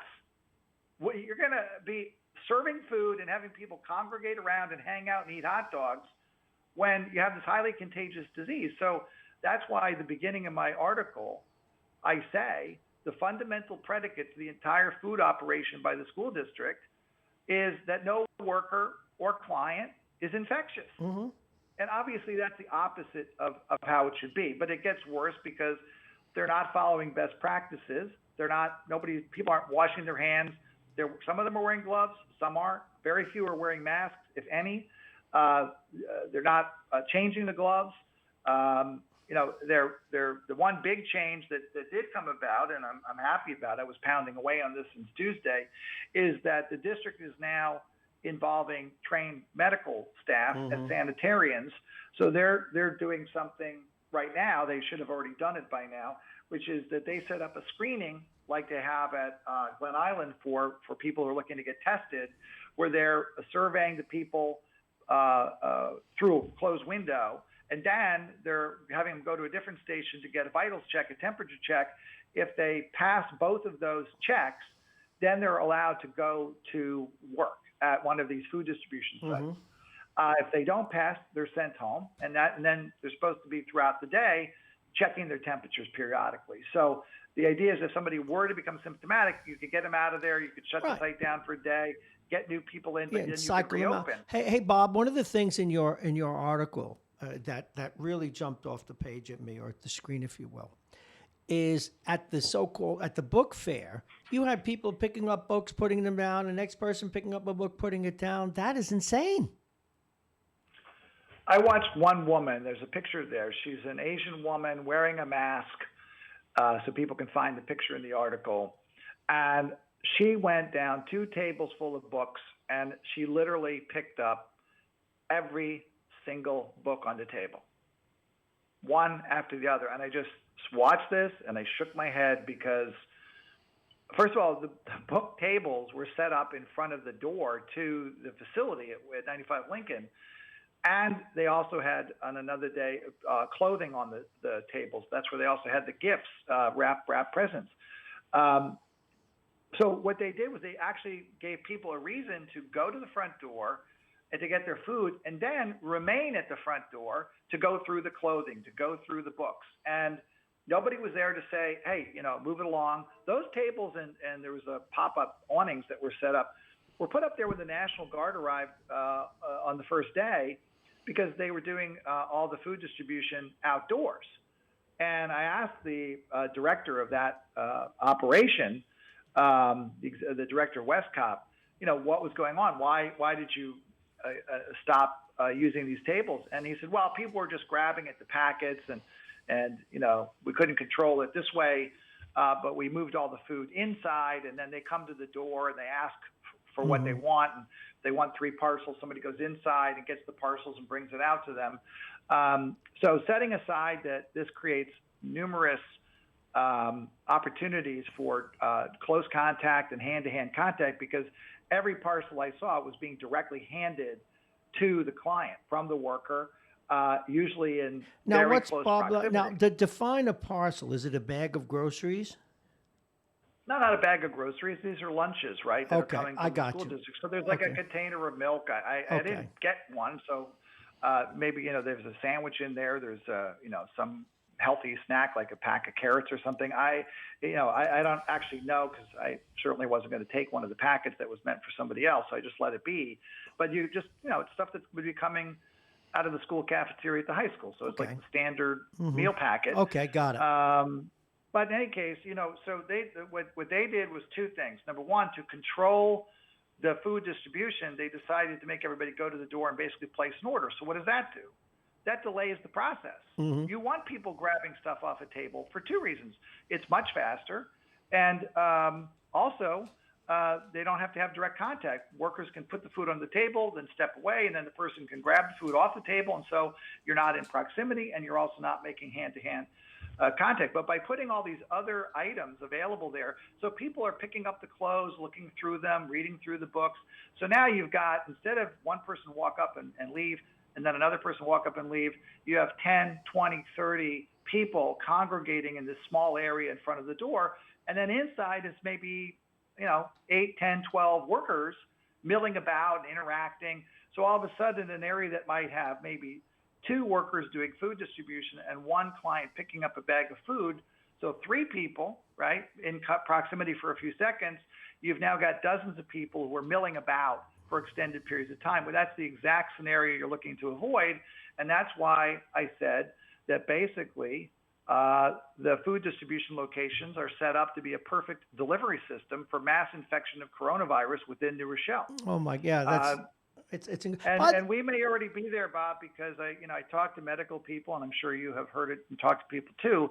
There's about a 2-week delay from if you show symptoms to actually get a positive test back. In the case of the superintendent, who's an important person, a VIP, it took her 9 days. So this operation's been going on now for 11 days. So we know what that suggests to me. The community spread from these sites has probably already occurred. There's probably already people there who are showing up or are working there who are carrying the coronavirus. And one of the most important things I think I found was, the studies about the impact on the elderly and the very high mortality rate for people over 80 in particular, but over 70. And also the issue with children who are 50% of the cases, they had mild or no symptoms, but were shedding the virus. They were capable of transmitting the virus. So if you have children who can shed the virus and they don't even know they're sick, and you have elderly people who have high mortality rates, you want to keep those people apart. They're actually bringing those people together. They're actually deliberately bringing those people together, and then having them congregate and interact. So the main point I've made to school officials is, you're treating this as a food shortage issue when it is not. There is not a food shortage, okay, anywhere. That's not what's going on. There's a paper towel shortage. There's a toilet paper shortage, as we discussed. There's not a food shortage. You can go to the Stop and Shop or the C-Town, and you can get, fresh fruit, fresh vegetables, chicken, beef, whatever you want. Absolutely. All the boxes of Rice Krispies you want are there, okay? So that's not an issue. And the government isn't stopped giving out SSI and what's now called food stamps, but basically food stamps. They're not stopping doing that. So there really isn't an actual need for most of this stuff. And so by sort of conflating all these things together and treating it like we got to get all these food to starving people, New Rochelle is not Ethiopia. Okay, that's not what's happening here. No, it is not. Okay. Hey, a reset is due here. This is Radio Westchester. I'm Bob Marrone. This is Mornings with Bob Marrone. We're in our long form segment. Our guest, the managing editor and the publisher of Talk of the Sound, Bob Cox, and we're talking about the food distribution here and the school's involvement in that here in New Rochelle and some of the risks that are being taken and perhaps may have already been breached. Continue, Bob. Well, I try to. First of all, I didn't explain something, which is that I should have explained at the top, so I'll explain it now. This article actually was not intended as an article. That's why, if you look at it, it's really, really long, and it's actually, if you look at it from a writing perspective, it's actually something layered on top of something else on top of something else. The reason for that is that I toured the facilities the first Thursday and Friday when they had 3 sites. When they opened and went to 6 sites, I stayed away for a day to let them get the 3 up and running. I went back on Tuesday to see what was happening. I became and I wrote an article about the tour of the facilities, but I kept my concerns to myself while I was touring. But I saw a lot of things that were troubling. So I contacted the school board president and I shared my concerns with her, and she was alarmed by what I was describing. And she asked me to write something up. I, as you are, very, very busy.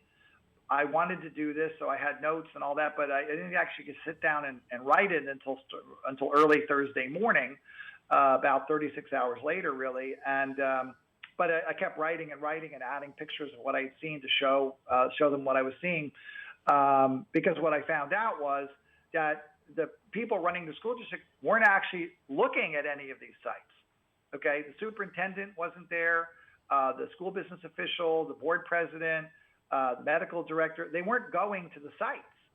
So I don't know what their idea was, what was going on, but I was the one who was sending them updates. And that's why you see in the article, it says update from this date, update from that date, because this was me reporting to them saying, I don't want to make this public because I don't want to deter the families of the kids who actually do need these meals, they're the ones that are, eligible under the original plan. And what I understand is eligible under the law. I don't want to discourage them from showing up there, but at some point it's like, hey, in good conscience, I can't allow you to just ignore these concerns, continue to operate as you have been, and create all sorts of risks, because just think about this. And I would ask your listeners to think about this, right?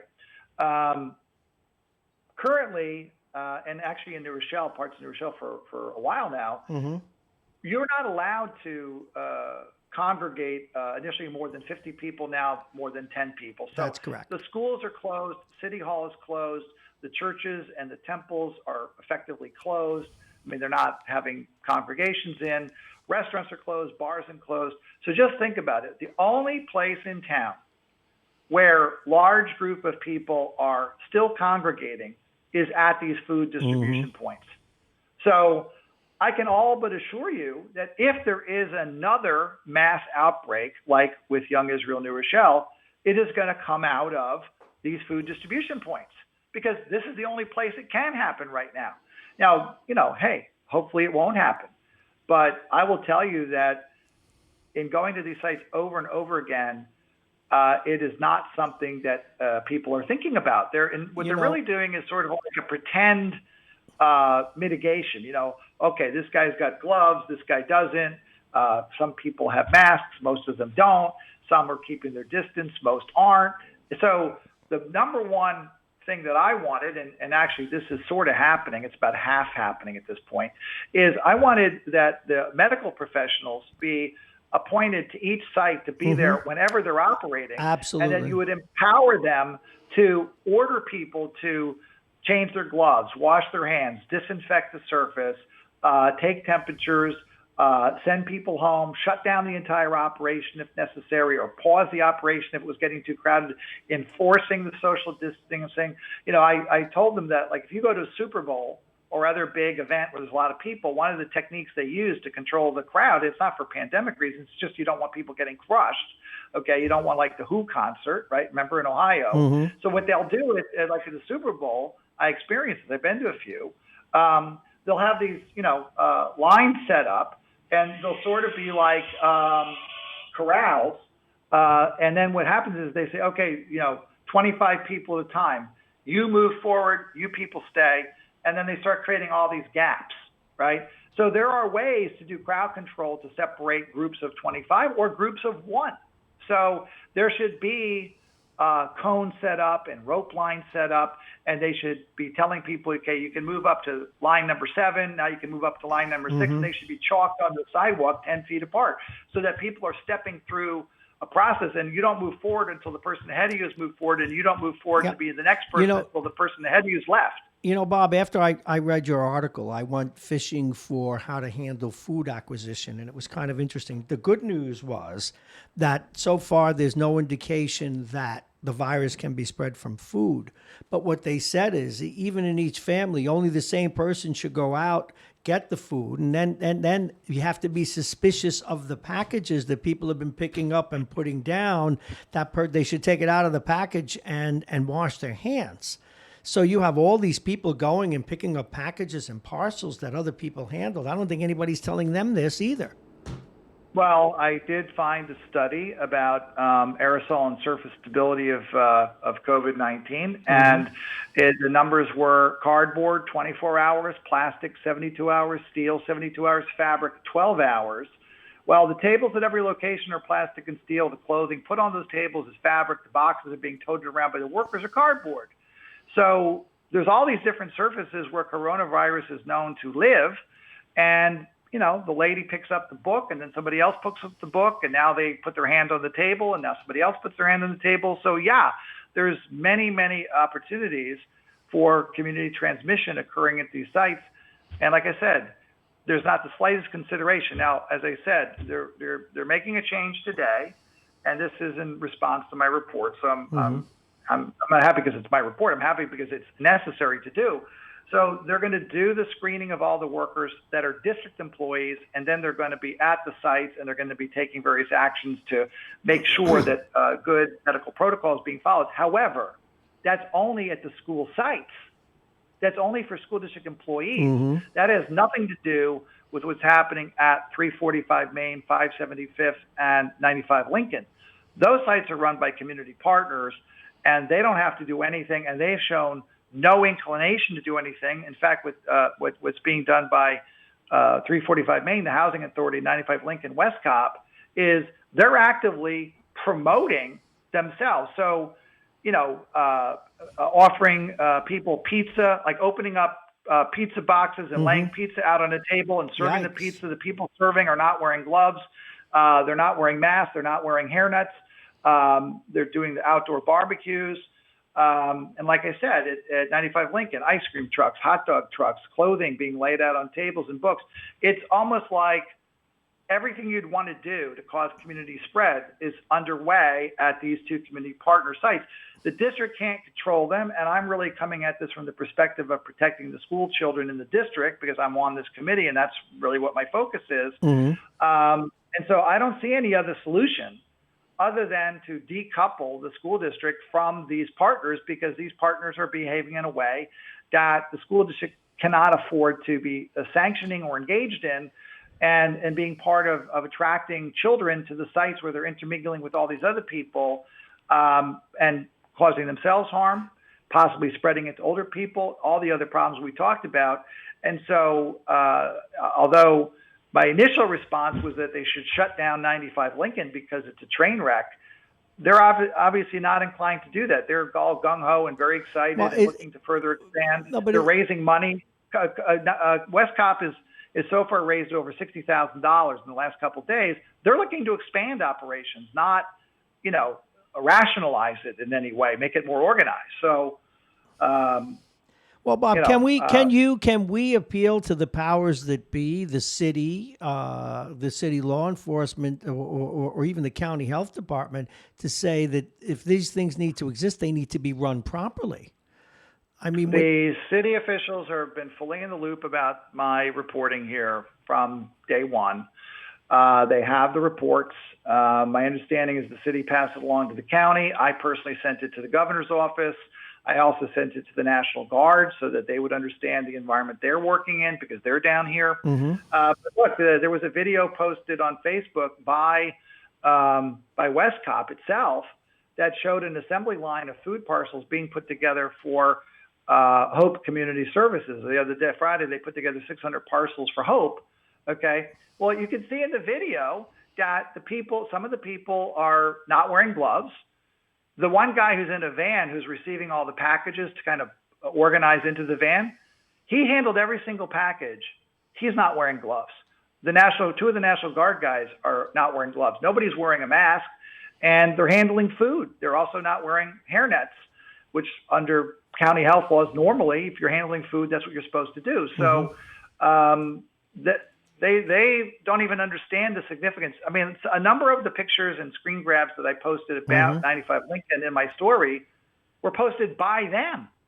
Okay. One of the most ridiculous things that you see is the constant posting of selfies and group photos where people are standing shoulder to shoulder. I know. Arm in arm. I couldn't believe those shots. And so it's just like it just seems to me that the people running the community partner sites, the Housing Authority and Westcop, although, as I said in my article, this isn't meant to say that they're not enthusiastic, that they're not really trying to help people, that they're not full of energy, that they're trying to interact with people in a positive way and kind of cheer them up. And I'm not saying any of that. That's all happening. But it's happening in a context that they don't think anybody could possibly spread the disease. I don't know what world they're living in because the whole state is on pause, lockdown, in a pretty significant, unprecedented way. I mean, in World War II, we did not do what we're doing right now in New York, and yet they're operating like, this is the 4th of July picnic. And I just can't even fathom what's going on. But a big part of it in my mind, Bob, is that there's a number of people who are seeing this as a kind of a gold rush, that they're going to grab as much stuff as they can, including money, as fast as they can, while they can. They see it as an opportunity to grow their organizations, buy, votes, buy political support, market their organizations, make people more dependent on their organizations for stuff. And as I said in my article, I don't even understand why they're raising money at all, because they have volunteers and National Guardsmen who are giving out food from other places like the district and Feed Westchester. They're not paying for any Bob, of it. If I may, but even if we allow for their ambitions, okay, it doesn't explain why they're not doing it properly, that they're not involving health officials, why they're not insisting on social distancing, why they're not discouraging these aggregations of people. That's the part that's most troubling. I mean, you certainly answered my cynical side, but it doesn't explain to me why they're not taking the proper precautions. And where I'm hopeful that your article and the reactions that I and others will have to it will make something happen.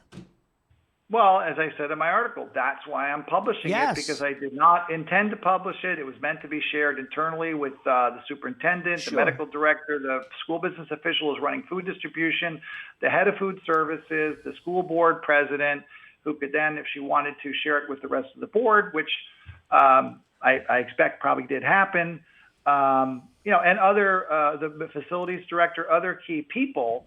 Okay, now we have a different problem, right? Now what we found out over the weekend is all the people I just mentioned, I think almost all of them, they're now all in quarantine. So even if they were looking at my report today, they can't even go out of their homes. Let me ask you something, Bob. Before we go, if there's one person, if there's one cave within which we have to light a match, where would it be? Well, I don't know about the cave analogy, but the recommendation. No, the cave analogy is they're not seeing the light. You got to put a match in there and light it up. Well, because the partners are being reckless and irresponsible and show no sign of or interest in abating any of that. The only solution left to protect the children of the school district, which is what I'm taking, that perspective I'm taking, is decoupling the food from the school district from these partner sites. If they want to go infect all of their clients, go ahead. I'm not encouraging it, but I'm saying that's their decision, and they can sleep on the fact that they may be killing people by what they're doing. Let's not kill the children of New Rochelle which is the school district's responsibility. So decoupling, only using facilities that they own or can control. And that's why I recommended, for example, that they move from 95 Lincoln to either the Remington Boys Club with an agreement that they control the site, or just use Webster School. It's not as close, but it's a few blocks away and the district owns it. But they should only be using facilities at this point that they actually control. They can put their nurses in, their medical staff, and that they actually would be co-managing the sites, where there'd be a site manager who's handling the food, but there's a sanitarian who can intervene at any time and demand that changes be made. Absolutely. Or people stop working, or they shut down the facility. That's the number one thing that has to happen. You have to decouple the school district food distribution from these partner sites. Well, I can tell you this much. Incredibly irresponsible. I'm going to forward your article to the Commissioner of Health in Westchester County, Dr. Amler, and see if we can't get some results from there. Bob? She can walk to, it's 2-block walk for her from her office next door to me to the 345 main site. So she can see what I'm talking about by walking 5 minutes from her house. It's about a 15-minute walk over to the 95 Lincoln site. So I'm sure she'll drive, but if she's interested, she can see what I'm talking about right away. But she doesn't even have to walk. I have all the pictures. I also have video. I have about 1,000 pictures of this stuff. I got to edit it, so I can't put up every picture I have. No, I understand. But I will reach out to her. I would just say that it's the most shocking thing to me is the fact that not only is the school district and these partner sites not listening to this, but they're actually expanding their operation to make it all worse. That's a disaster. Well, we just can't afford to let politics get in the way of the safety of people. Bob, another great job by you. We'll see if we can help get some reaction. Folks, my guest, Robert Cox, Bob Cox, the managing editor of Talk of the Sound, considered the source since 2008. Now you know why. Thank you very much, Robert. Be safe and enjoy your bidet. Folks, that slams the lid on things for today. I have some people to thank and another weather report to do. It seems like the snow has stopped. We may get another flake or two, but they said it would stop around 10. It amounted to nothing, at least here on the Sound Shore. It's 40 degrees. It's not going to get up much below 44 today, but we are going to have rain later today on into tomorrow. The temperature getting up to the mid-50s, and then on into Wednesday. Fairly clear but chilly, and then a little bit of rain on into Thursday as well. The weather's brought to you exclusively by United Hebrew of New Rochelle, voted one of America's best rehabilitation and senior care campuses, and it's right here in New Rochelle. Visit uhgc.org. We need to thank our sponsors: Aging Issues Management, the law firm of Payne & Kahn, Dominic's Fine Cigars, Plug-in Virtual Reality, and the Beachmont Tavern. Our guests today: Vincent Russo, George Latimer, the county executive, city manager here in New Rochelle, Chuck Strom, Tom Abenante, assemblyman from the heart of Westchester. Thank all of you for your reporting. And Bob, a special thanks to you. Look, it's not anybody's intent, and I'm sure it's not Bob's either, to curtail all these good works that people are intending. But it needs to be done right, and it needs to not be done in a way that it may endanger public health. So we thank our guests as well. And I also want to thank Anthony Galetta, his comments about the boys club and his roller skating career. We're going to get him back on skates again, bad back and all. Lorraine Carl, thank you very much. We thank all the listeners. And today has been the absolute quietest day here at the train station from our perch here. Safe and sound, doors locked, antiseptic in here. But there's been maybe 3 people here at the train station today, maybe 4 since 5 o'clock this morning. All righty, you have a great day. We'll be back tomorrow. And listen up, for those of you who are hockey fans, we're reaching out to the National Hockey League today. We really need to get rolling with podhockey.com. We want to see what's going on in that world and not forget it. So those of you who are into hockey, we'll be announcing that very shortly. Have a great day, everybody.